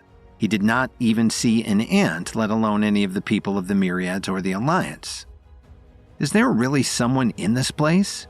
Could that old man Scott Whitney be lying to me? Kevin scratched the back of his head and muttered in a low voice. Although the ancient battlefield's conditions were incredibly harsh, the amount of spiritual energy here was several times or even dozens of times greater than the outside world. Suddenly, Kevin twitched his nose. He seemed to have smelled a strong scent of blood. Then, like a dog, Kevin stretched out his hand and used his enhanced sense of smell to identify the source of the scent of blood. That's right. The smell of blood is much stronger than before. Someone is fighting over there, Kevin suddenly realized. He immediately began heading in that direction. Soon, Kevin saw a massive group of people. There must have been as many as 1,000 of them, and they were fighting fiercely. Blood splashed everywhere, and Kevin heard the sound of screams one after another. Almost every second, it seemed that someone else died right in front of his eyes. In the chaotic crowd, Kevin saw a few familiar figures. They were Roger Knott, Penny Sutherland, and even Brett Stewart. At this moment, they were completely surrounded by the enemy.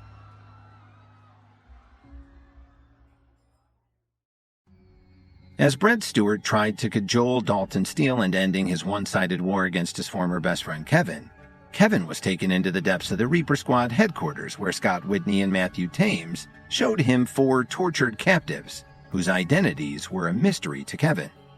Suddenly, Kevin's eyes lit up and locked onto one of them. This man had an unusually tall and robust frame. Although he was covered in wounds and bruises, he still looked like an imposing figure. But beyond his physical appearance, Kevin actually knew who this man was. He was none other than the Southeast School for Natural Medicine's dean, Jeffrey Bowie, whom he had met and even fought with a couple of times before. However, compared to their last encounter, Jeffrey looked much stronger, and his power base had also improved a lot.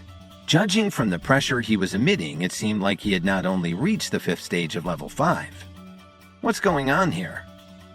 I know what you're thinking, but we didn't hurt them.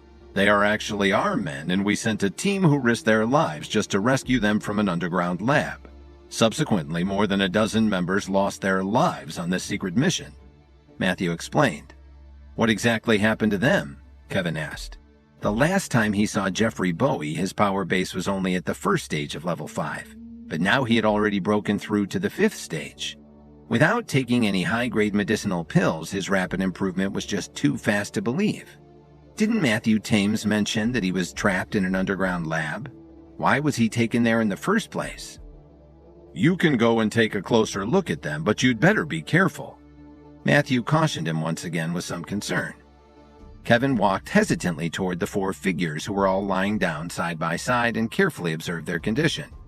At the moment, they all seemed to be asleep. With their power bases being practically on par with one another, it was hard to imagine what kind of power could capture 4 5th stage level 5 warriors at the same time and torture them to such an extent. Just then, the man on the leftmost side suddenly woke up. When his bloodshot eyes caught sight of Kevin, he instantly let out a thunderous roar.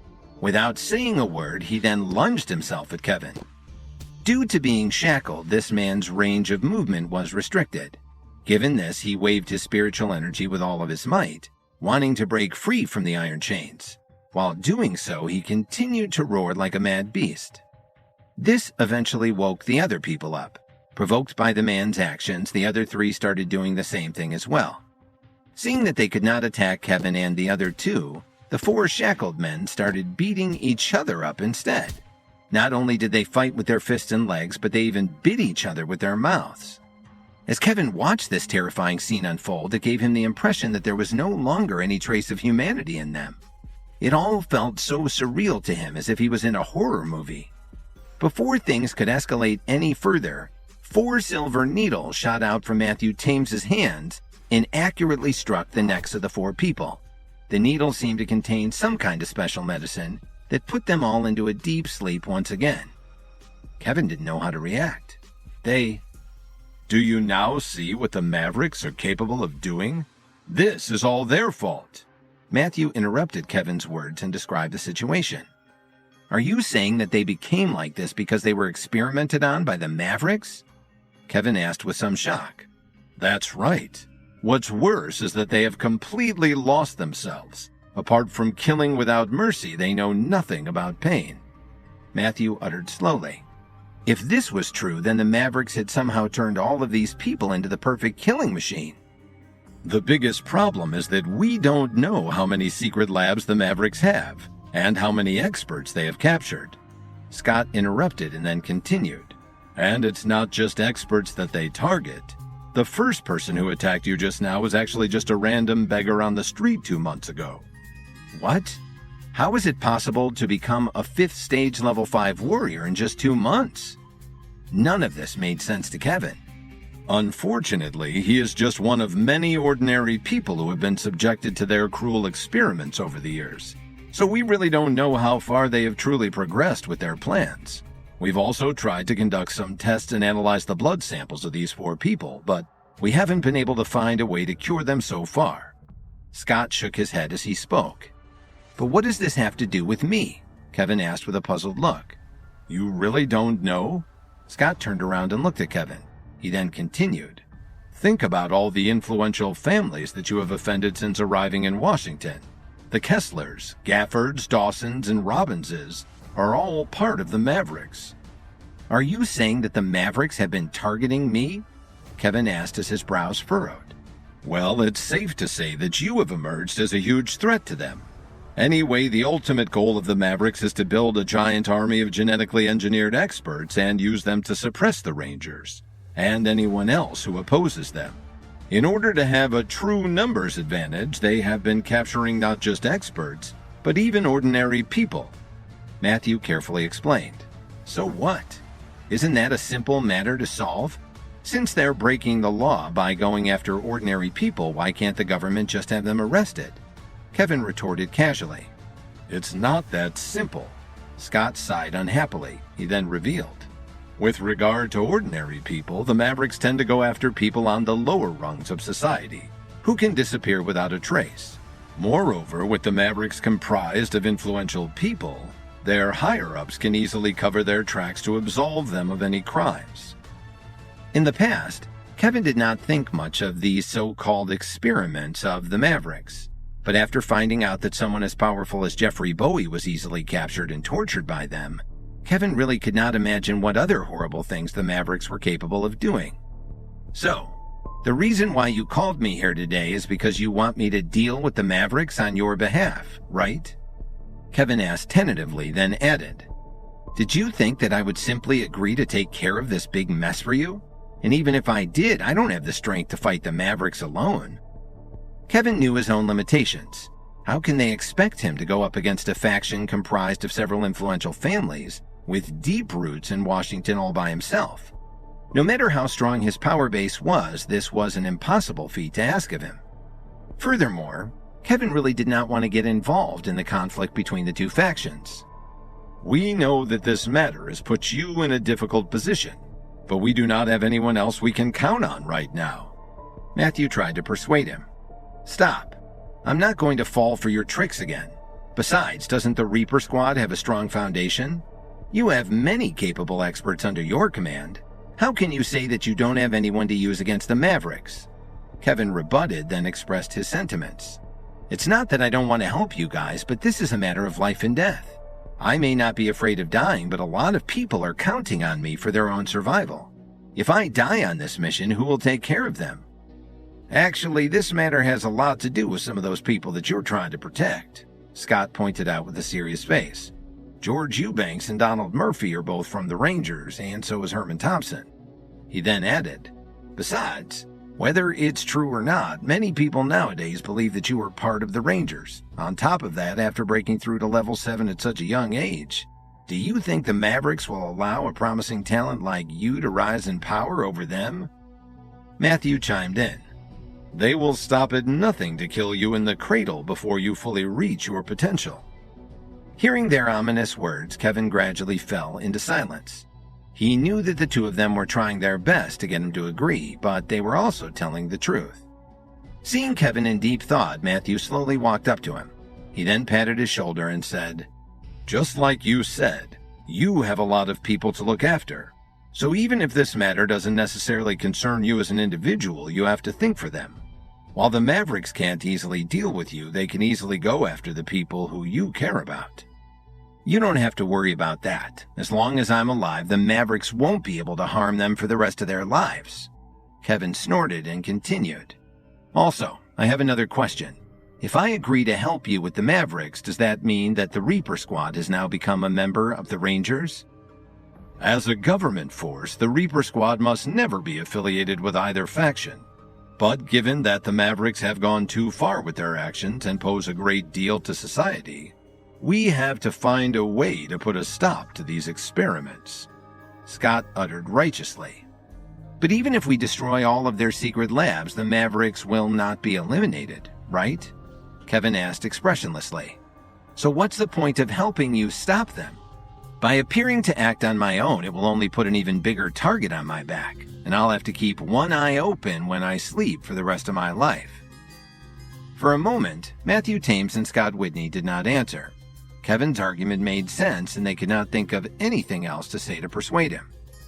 The reason why the Mavericks could exist until today was because of their strong foundation. Behind all the families that Kevin had a conflict with, The higher-ups of the Mavericks were all high-ranking officers across the different branches of the military. And such, even the higher-ups in the government could not shake them without Kevin's help. But if Kevin really succeeded in destroying their decades' worth of progress, his future would be one that was doomed to be in dire straits. At the end of the day, there was no need for him to get involved. After all, to put it bluntly, he didn't really owe anyone anything. With Matthew and Scott appealing to Kevin's moral compass, his decision was going to boil down to whether or not his sense of righteousness would prevail. "If there is nothing else, I will head back first," Kevin told them plainly. "Wait," Matthew suddenly called out, then reiterated. "I know that this matter has nothing to do with you, but you are our only hope right now. Time is of the essence, and it is not easy to find someone with your level of strength." He then added, "After this matter has been settled, I will speak with the higher-ups in the government to ensure your protection. We will definitely not let the Mavericks cause trouble for you." "Mr. Thames, I'm not a child who can easily be tricked by your words." Kevin shook his head lightly and replied. He then turned around and started walking toward the door. "What if your mentor was the one who asked you to carry out this mission?" Matthew asked with a slight frown. But despite his and Scott's best efforts to reason with him, Kevin still seemed non-committal about helping them. Hearing this, Kevin briefly stopped his footsteps and replied without turning his head. "If any mentor said so, I naturally wouldn't object. But the question is, can you find him?" As he watched Kevin walk out of the room, a smile suddenly appeared on Matthew's face. Scott then cautiously asked, "Sir, how will you find Kevin's mentor?" With a profound look in his eyes, Matthew slowly responded, "Don't worry. There's no need for that. I strongly believe that Kevin will make the right choice and agree to help us with this matter. That being said, the Reaper Squad will owe him a huge favor for this. For now, go ahead and tell him what to do. If it's within my ability, I'll also do what I can to help him from the sidelines." "Yes, sir." Scott nodded in understanding and immediately left the room. At the same time, an old man was quietly observing the scenery outside from the third floor of a mansion in Washington. Just then, the door of the room was gently pushed open from the outside as Mason Zimmerman walked in and lowered his head respectfully. "Grandpa, were you looking for me?" Mason nervously asked. "I heard that you have been working with the Robbins family to deal with a young man named Kevin Williams?" the old man asked without even turning his head. "Yes, Grandpa." Mason didn't dare to hide anything from him. "Try your best to find out exactly what he's capable of. Also, as far as I know, that young man has a lot of pill recipes in his possession. Find a way to get them before the Herbalist Society does." The old man instructed as he put one hand behind his back and stroked his chin with the other. "Understood." Although Mason had doubts about this in his heart, he did not dare to question his grandfather. "As long as you seize this opportunity, you will definitely make a name for yourself in Washington and be remembered for generations to come." The old man spoke unhurriedly as if he was talking about something insignificant. However, hearing this instantly lit a fire in Mason. This would be how he could get his revenge on Kevin at last. On the ancient battlefield, it was clear that defeat for the Myriads was inevitable. Roger Knott began to make arrangements to evacuate Brett Stewart and urged his granddaughter Mackenzie Knott and Penny Sutherland to go with him. As he was formulating a plan for them to escape, the Alliance descended, surrounding them and unleashing a brutal attack. As the Alliance members closed in, a mysterious figure wearing a dark mask suddenly appeared, killing several members of the Alliance in an instant and warning them to retreat. "Who is the Alliance leader?" the masked man suddenly said with disdain. The expressions of all the people from both the Myriads and the Alliance changed when they heard this. They all knew that the leader of the Alliance was a top expert, although it had been many years since any of them had last seen him. However, according to some of the people who knew about him in the past, the leader of the Alliance had yet to reach the peak of his power. At this moment, was this masked man actually suggesting that the Alliance leader was not all that he seemed? For a moment, some people hesitated at the thought of this.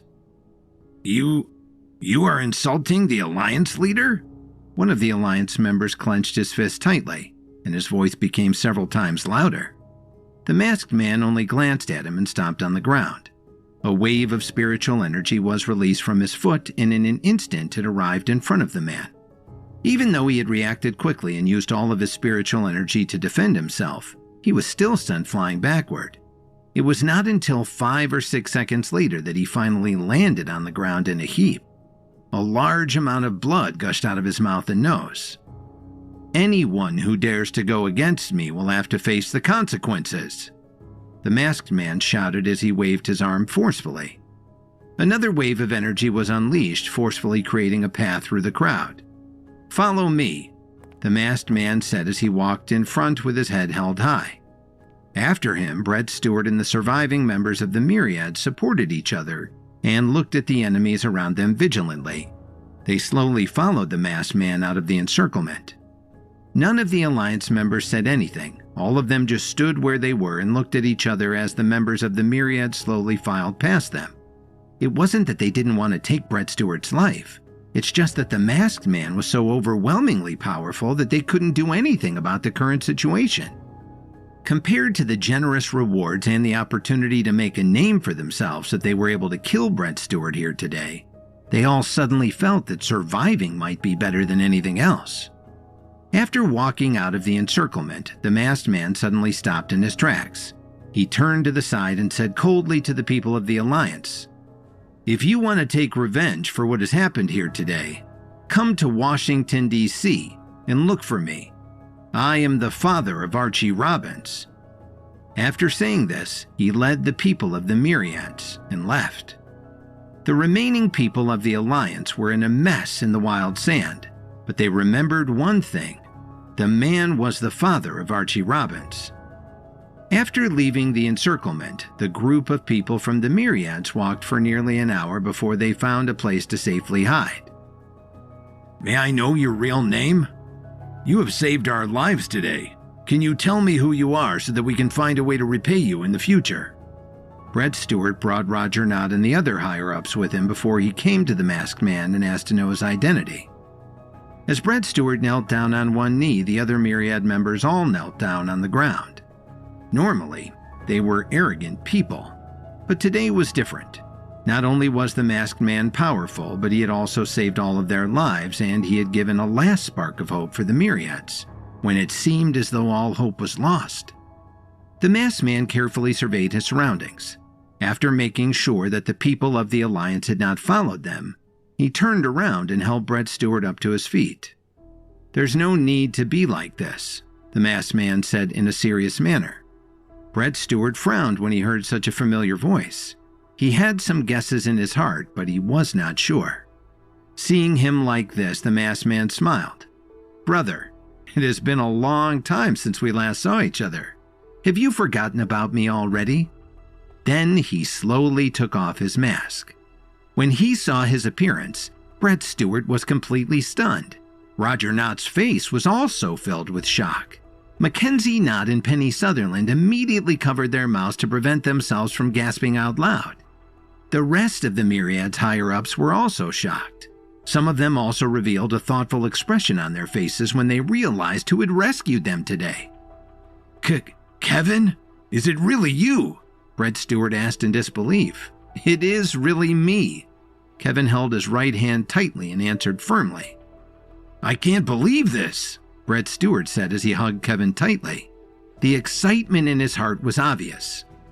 At this time, those who recognized Kevin knelt down on one knee together with Roger Knott.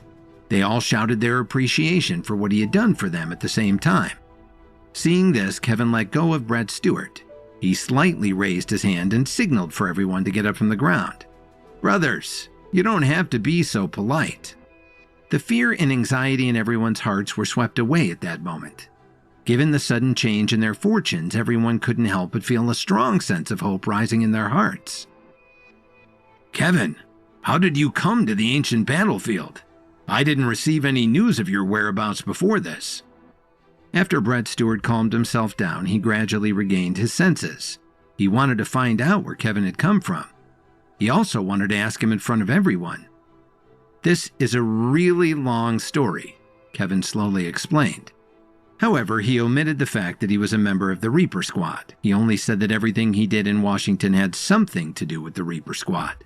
He merely explained that the Reaper Squad was supportive of him intervening and had aided in his coming to the ancient battlefield to save the people of the Myriads. So that's how it is.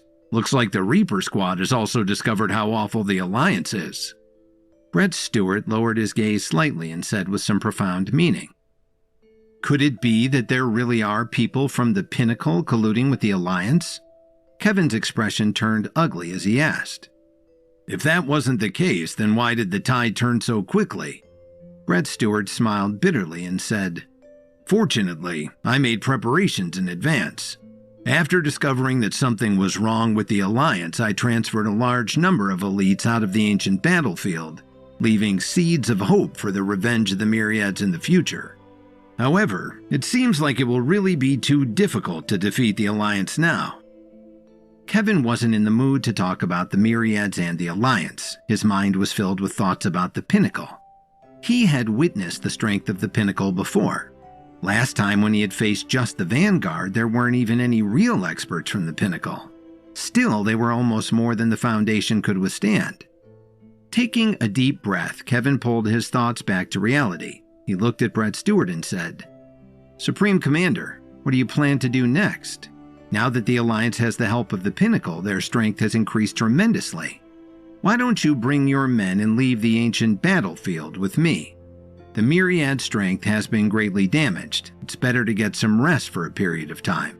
We can't fight them head on."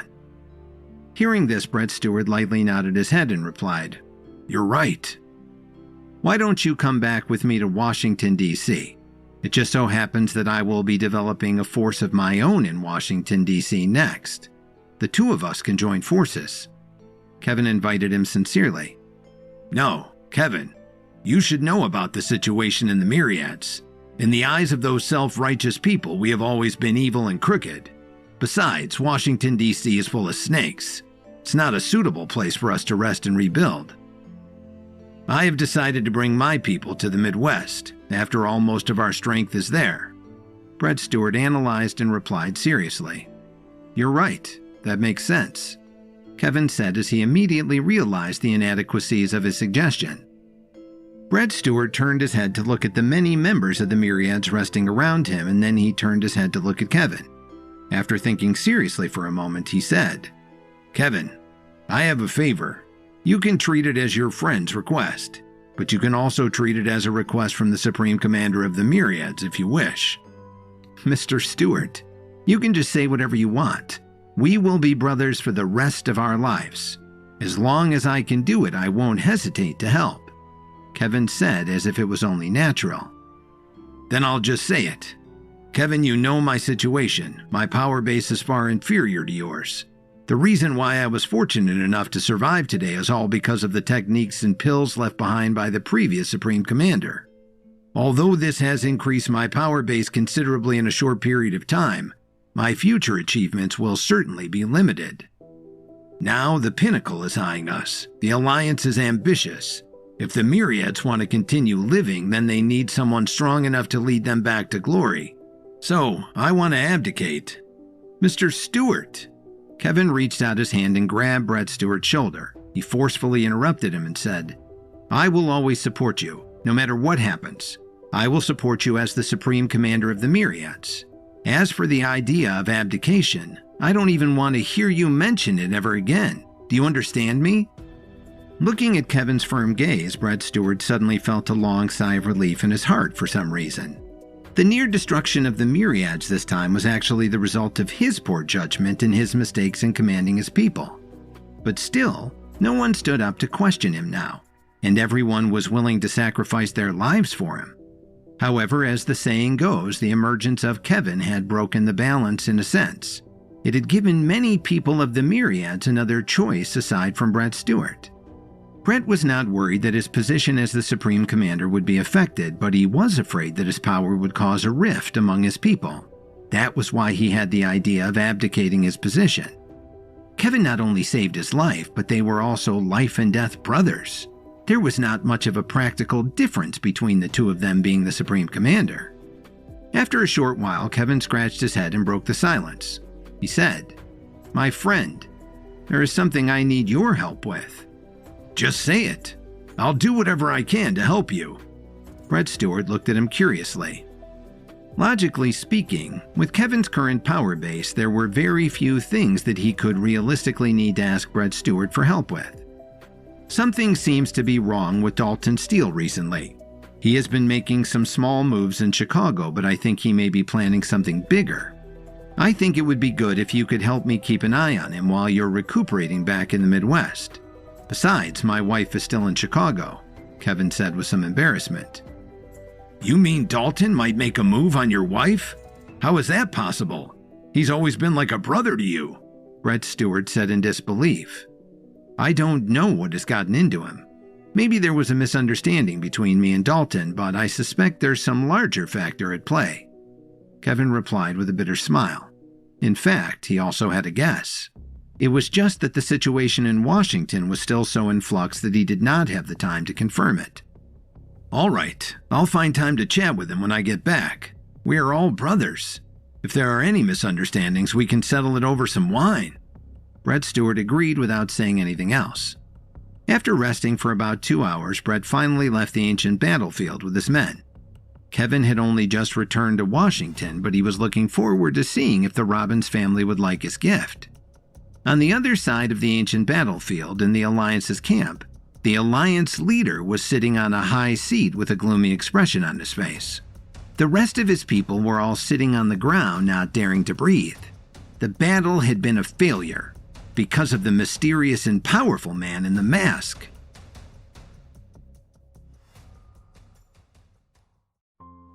After rescuing Brett Stewart and the rest of the Myriads from certain defeat, the Myriads were shocked to see that their savior was Kevin. He explained to them how he had come to find the ancient battlefield, leaving out some details about the Reaper Squad's involvement. Realizing that his power base fell so far below that of Kevin, Brett Stewart began to tell him that he wanted to take over as Supreme Commander of the Myriads. But Kevin immediately rejected him, telling Brett that he would always support him. He then told Brett that he wanted his help figuring out what was going on with Dalton. Meanwhile, on the other side of the ancient battlefield, the Alliance leader stood with a dark expression on his face as his dejected people sat all around him. Looking at the gloomy expression on the face of the Alliance leader, the members of the Alliance who were prostrating on the ground felt more and more uneasy. No one dared to make a sound. Perhaps the Alliance leader needed them to charge and break through the enemy lines during the battle. But the current situation was different. All of them knew that they were expendable. If there were any outsiders present, they would definitely notice a problem. It turned out that almost all of the members of the Alliance were standing on the left side of the tent, but on the right side of the tent stood a group of black-robed men. They were all wrapped in large black robes, and all of them had their heads lowered. A bone-chilling aura was emitted from their bodies, but no one spoke.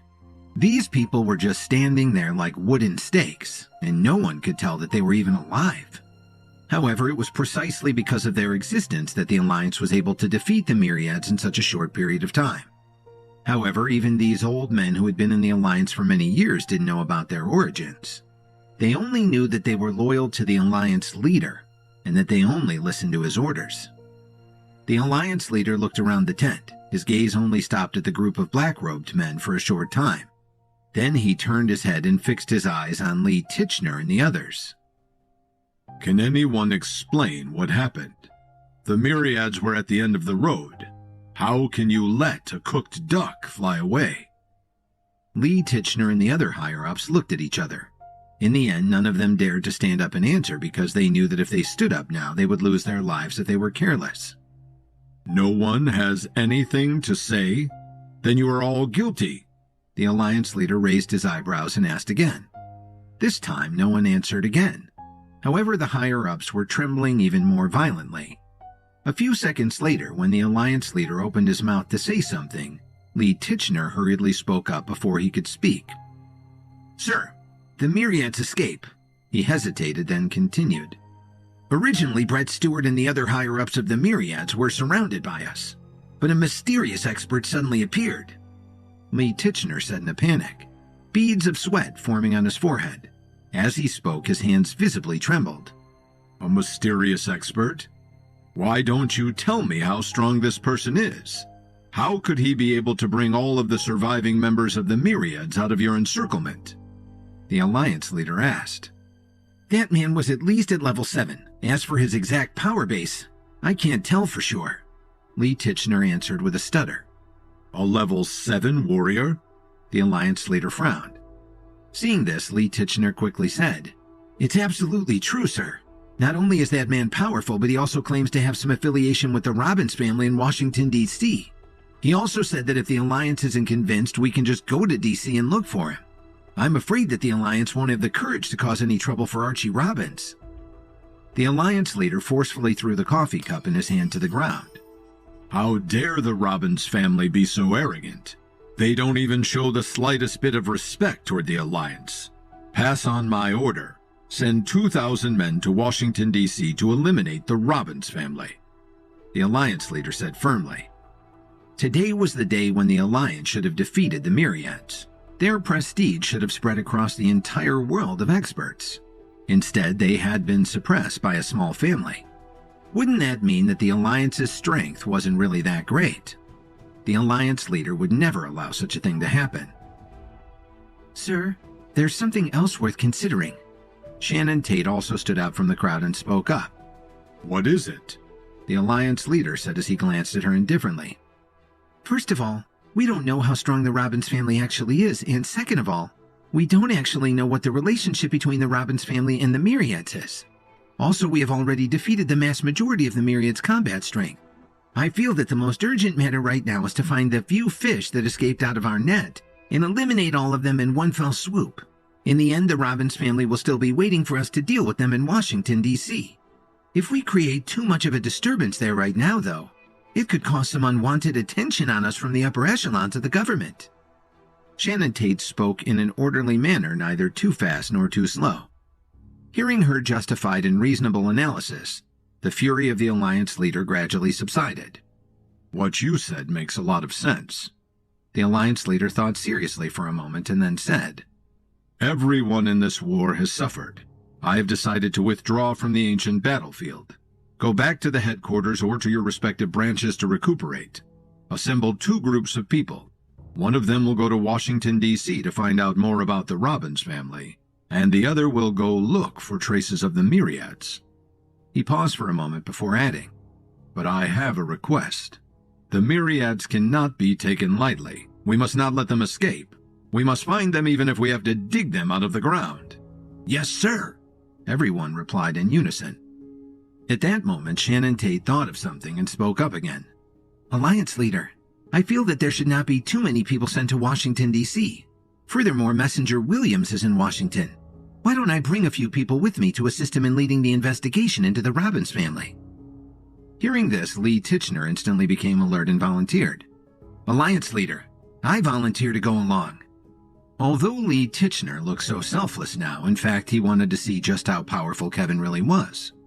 The Alliance leader seemed to have seen through his intentions, but he did not show any dissatisfaction. He only replied faintly, You can arrange it yourself.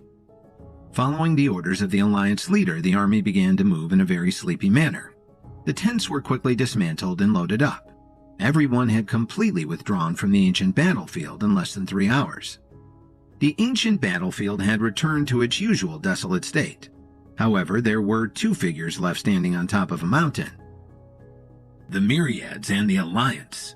If I remember correctly, they are the organizations that you created many years ago. Isn't that right? Now they are killing each other. As the founder of both, how do you feel about that? One of them asked the other in neither a light nor a heavy tone, as if he was taking pleasure in the misfortune of others. It's all their own fault. However, I really didn't expect him to be so bold.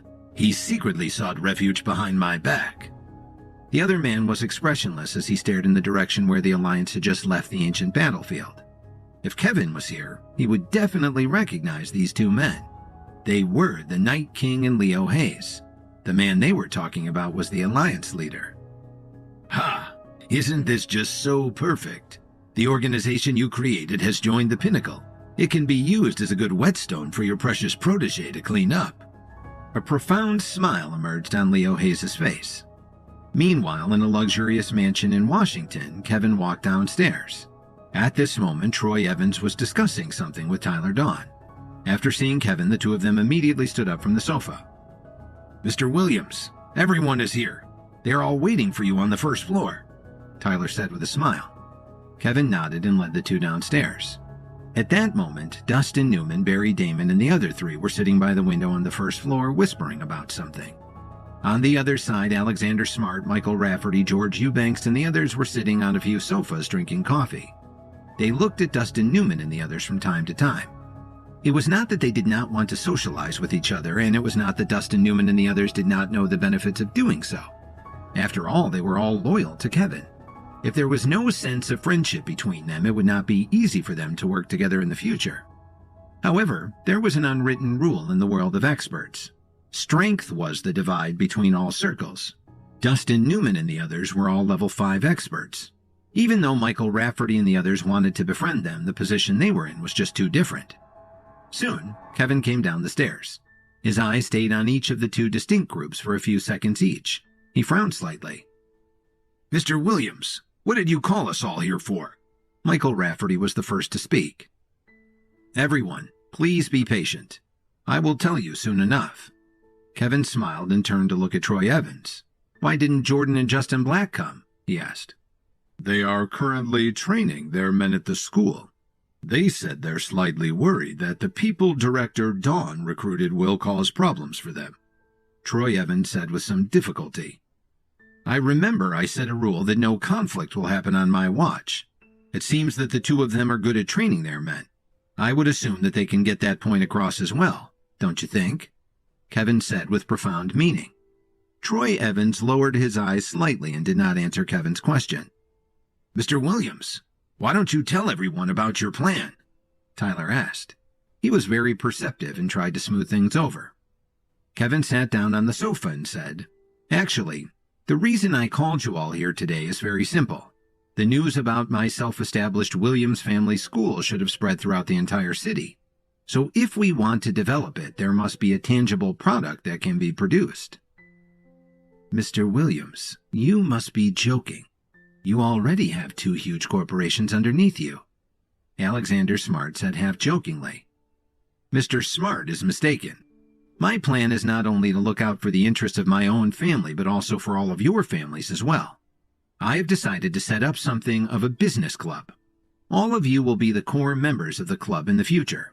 With Mr. Dawn as the leader, I want to recruit top talents from all walks of life. I can promise them, in the future they will be able to obtain all of the pills they desire according to their own strength. Of course, there are some pills that can help with the development of one's power base. There are also pills that can prolong one's life or cure injuries." Kevin spoke out his thoughts without stopping. He added, "In addition, I plan to set up a medicinal factory that specializes in refining high-grade medicinal pills. As long as everyone here is interested, we, the Williams family, can invest in it. In the future, we, the Williams family, will also start selling medicinal pills for tremendous profit." Listening to Kevin's plan, everyone present, including Tyler Dawn, did not reveal the slightest bit of joy. Instead, they deeply furrowed their brows. "What's wrong? Is there a problem?" Kevin noticed the change in everyone's expressions. They looked at each other and did not know where to start. Finally, Tyler bit the bullet and said, "Mr. Williams, we can understand your feelings. If you want to build a club, President Watford and I can indeed recruit a lot of people. It's not an exaggeration to say that we can invite more than half of the most powerful people in the business world from here in Washington. Let's not even talk about whether those people are on the same side as us. Just the medicinal pills alone present a significant challenge. We all know that your skill in herbalism is extraordinary, but Washington, D.C. is really not comparable to Chicago. The headquarters of the Herbalist Society is located right here. Do you want to try to go head-to-head against them on their own turf? I'm afraid that it's going to be quite difficult." Michael Rafferty and the others nodded in agreement as Tyler finished his sentence. "I know what all of you are thinking, but I would like to ask if all of you remember what happened before Jake Morris arrived." Kevin squinted his eyes and asked. "Of course I remember. Before that, we were under heavy threat by the Robbins family." George Eubanks followed up and said, "Do you think the Robbins family alone has that much power?" Kevin crossed his arms in front of his chest and asked, "Do you mean to suggest that there is someone else standing behind Archie Robbins?" Tyler asked, seeming to have realized the key point, and his eyes were filled with disbelief. The Robbins family is far from being able to command all of the families in Washington, D.C. to bend to its wishes. The Herbalist Society is the only force who is capable of doing this. Kevin's eyes flashed with a look of murderous intent, but it disappeared in a flash. He just didn't let anyone else notice it. Everyone was stunned when they heard this. Kevin was about to stir up chaos if he pitted the Herbalist Society against the Robbins family.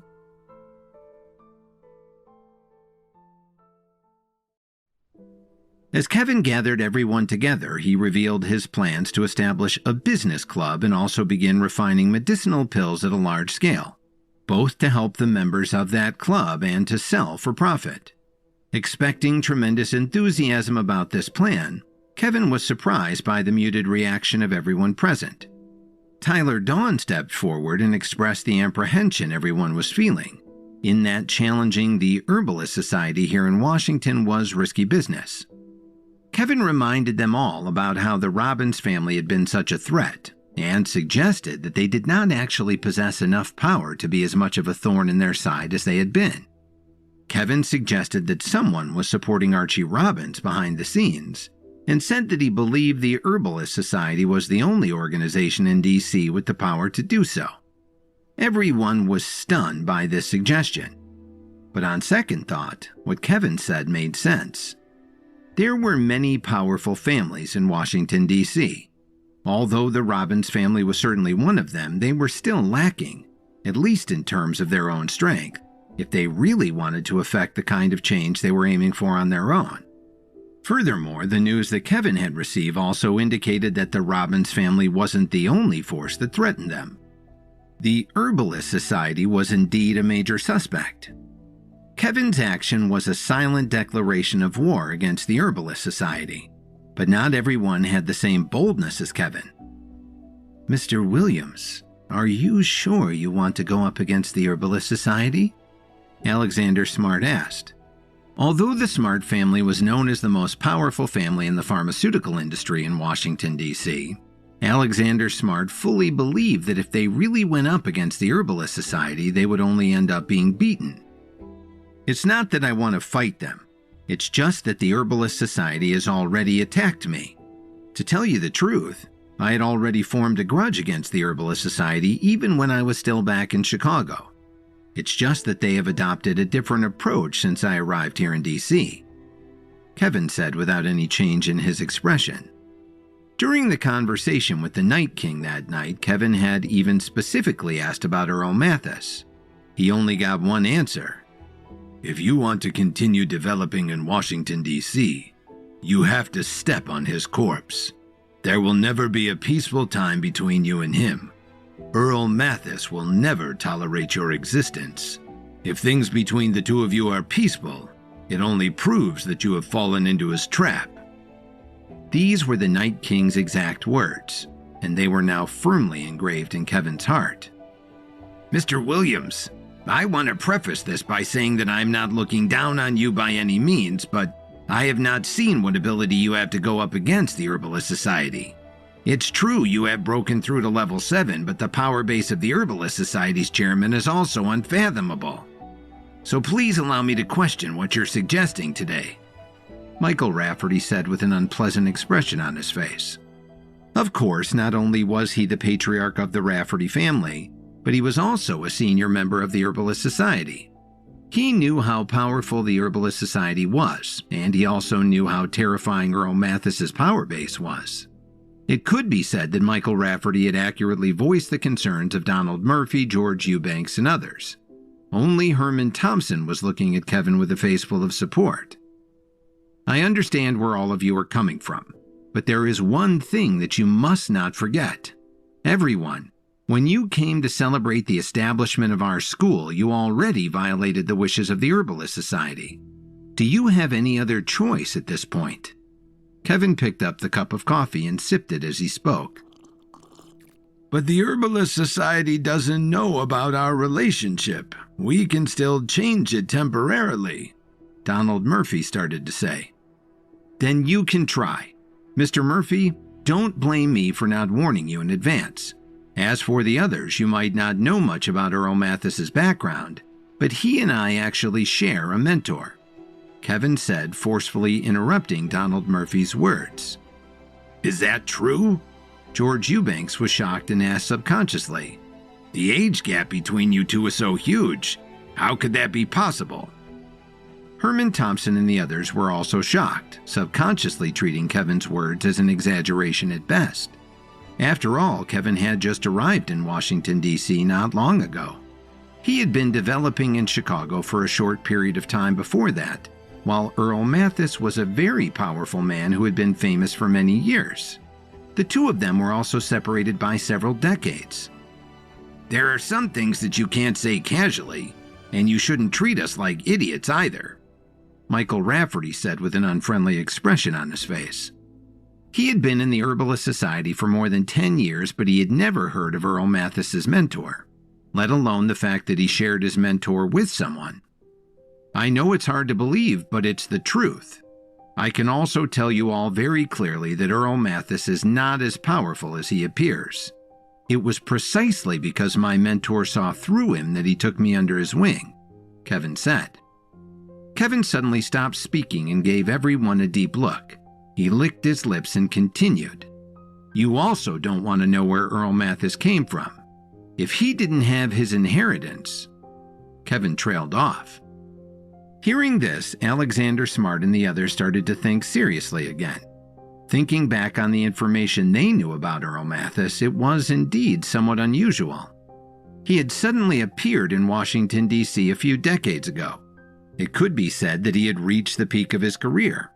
Like Kevin, he had defeated everyone who stood in his way and won the competition held by the Herbalist Society that year. After that, he joined the Herbalist Society and started to show off his outstanding talent, becoming the chairman of the Herbalist Society before he even reached the age of 30. "Everyone can speak their mind, no matter what decision you make. I won't mind," Kevin said with a faint smile. "Mr. Williams, you want us to use the power of our families to participate in this battle between mentees?" Donald Murphy asked without showing any fear. They hadn't done anything yet. Even if Earl Mathis wanted to deal with them, he wouldn't be able to find a suitable reason to do so.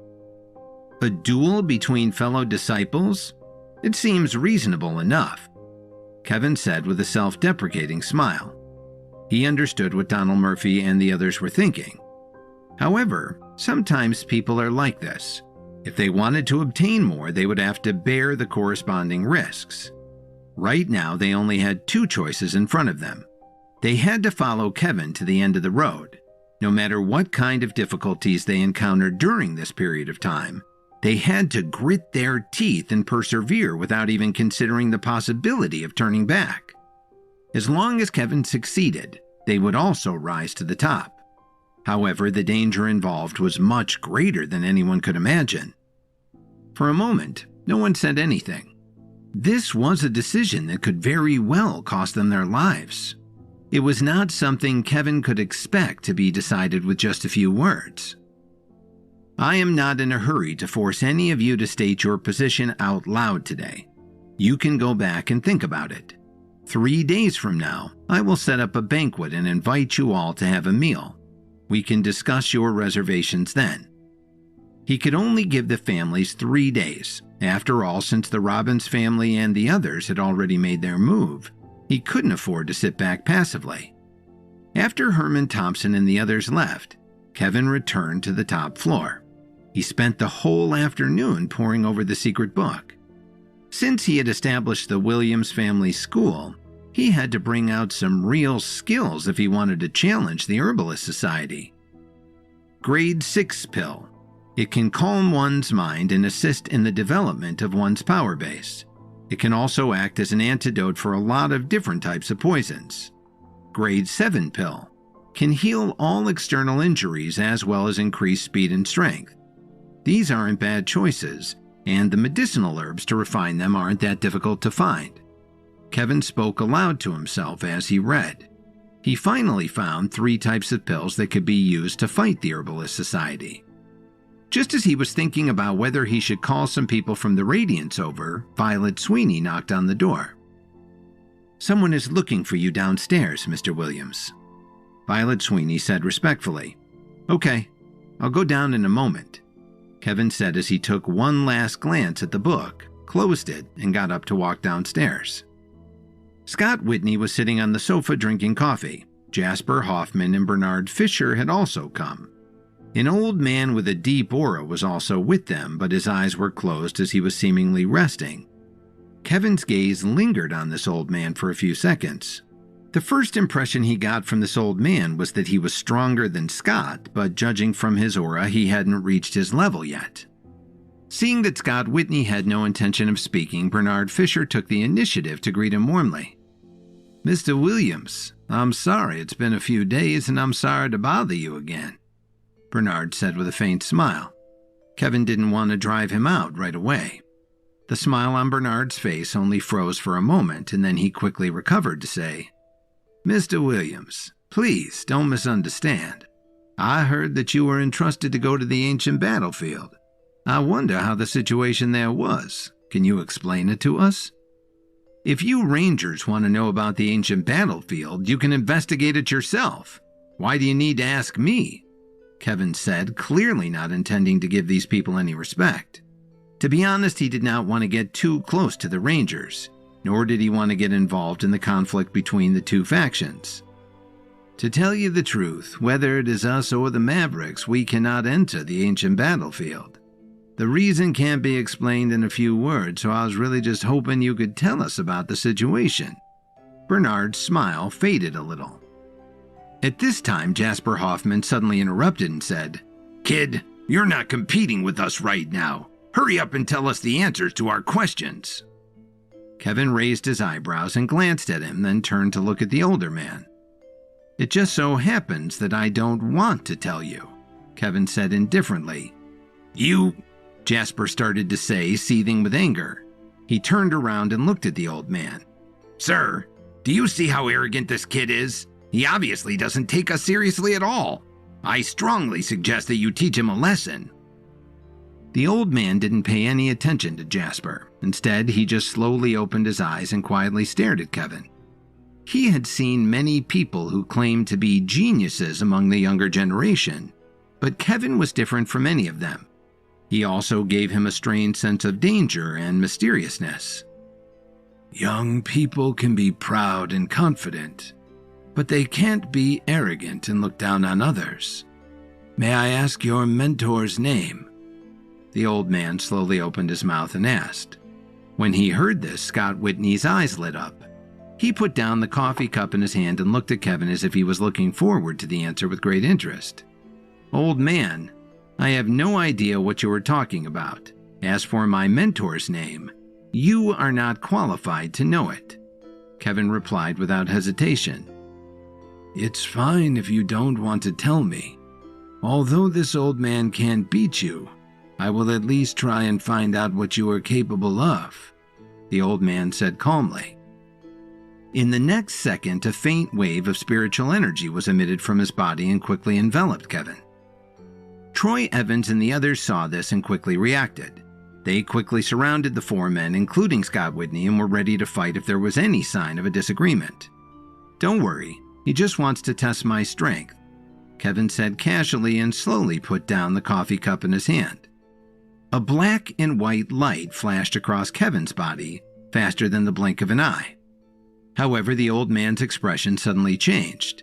He stood up and took a few steps back, seemingly gasping for breath. If Bernard hadn't reacted quickly and supported him, he would have very likely fallen to the ground. You, the old man stuttered, opening and closing his mouth a few times. But he couldn't say anything. His heart was filled with shock, and his face showed it. The spiritual energy he had released just now didn't have any offensive power. He just wanted to test Kevin's strength. He did not expect Kevin's power base to be like a black hole that could devour anything it encountered, no matter how much spiritual energy he released. No matter what he did, he still couldn't get any feedback from Kevin. At the same time, his own spiritual energy was being devoured at a very fast speed. In just a single exchange, Kevin had absorbed nearly 30% of the old man's spiritual energy. Fortunately, he cut off the connection between his own spiritual energy and the spiritual energy that was being devoured in time. Otherwise, he would be in danger of being sucked dry by Kevin. "I can tell that although you are old, you are very decisive," Kevin said faintly. The 10 directions," the old man finally muttered in shock and awe.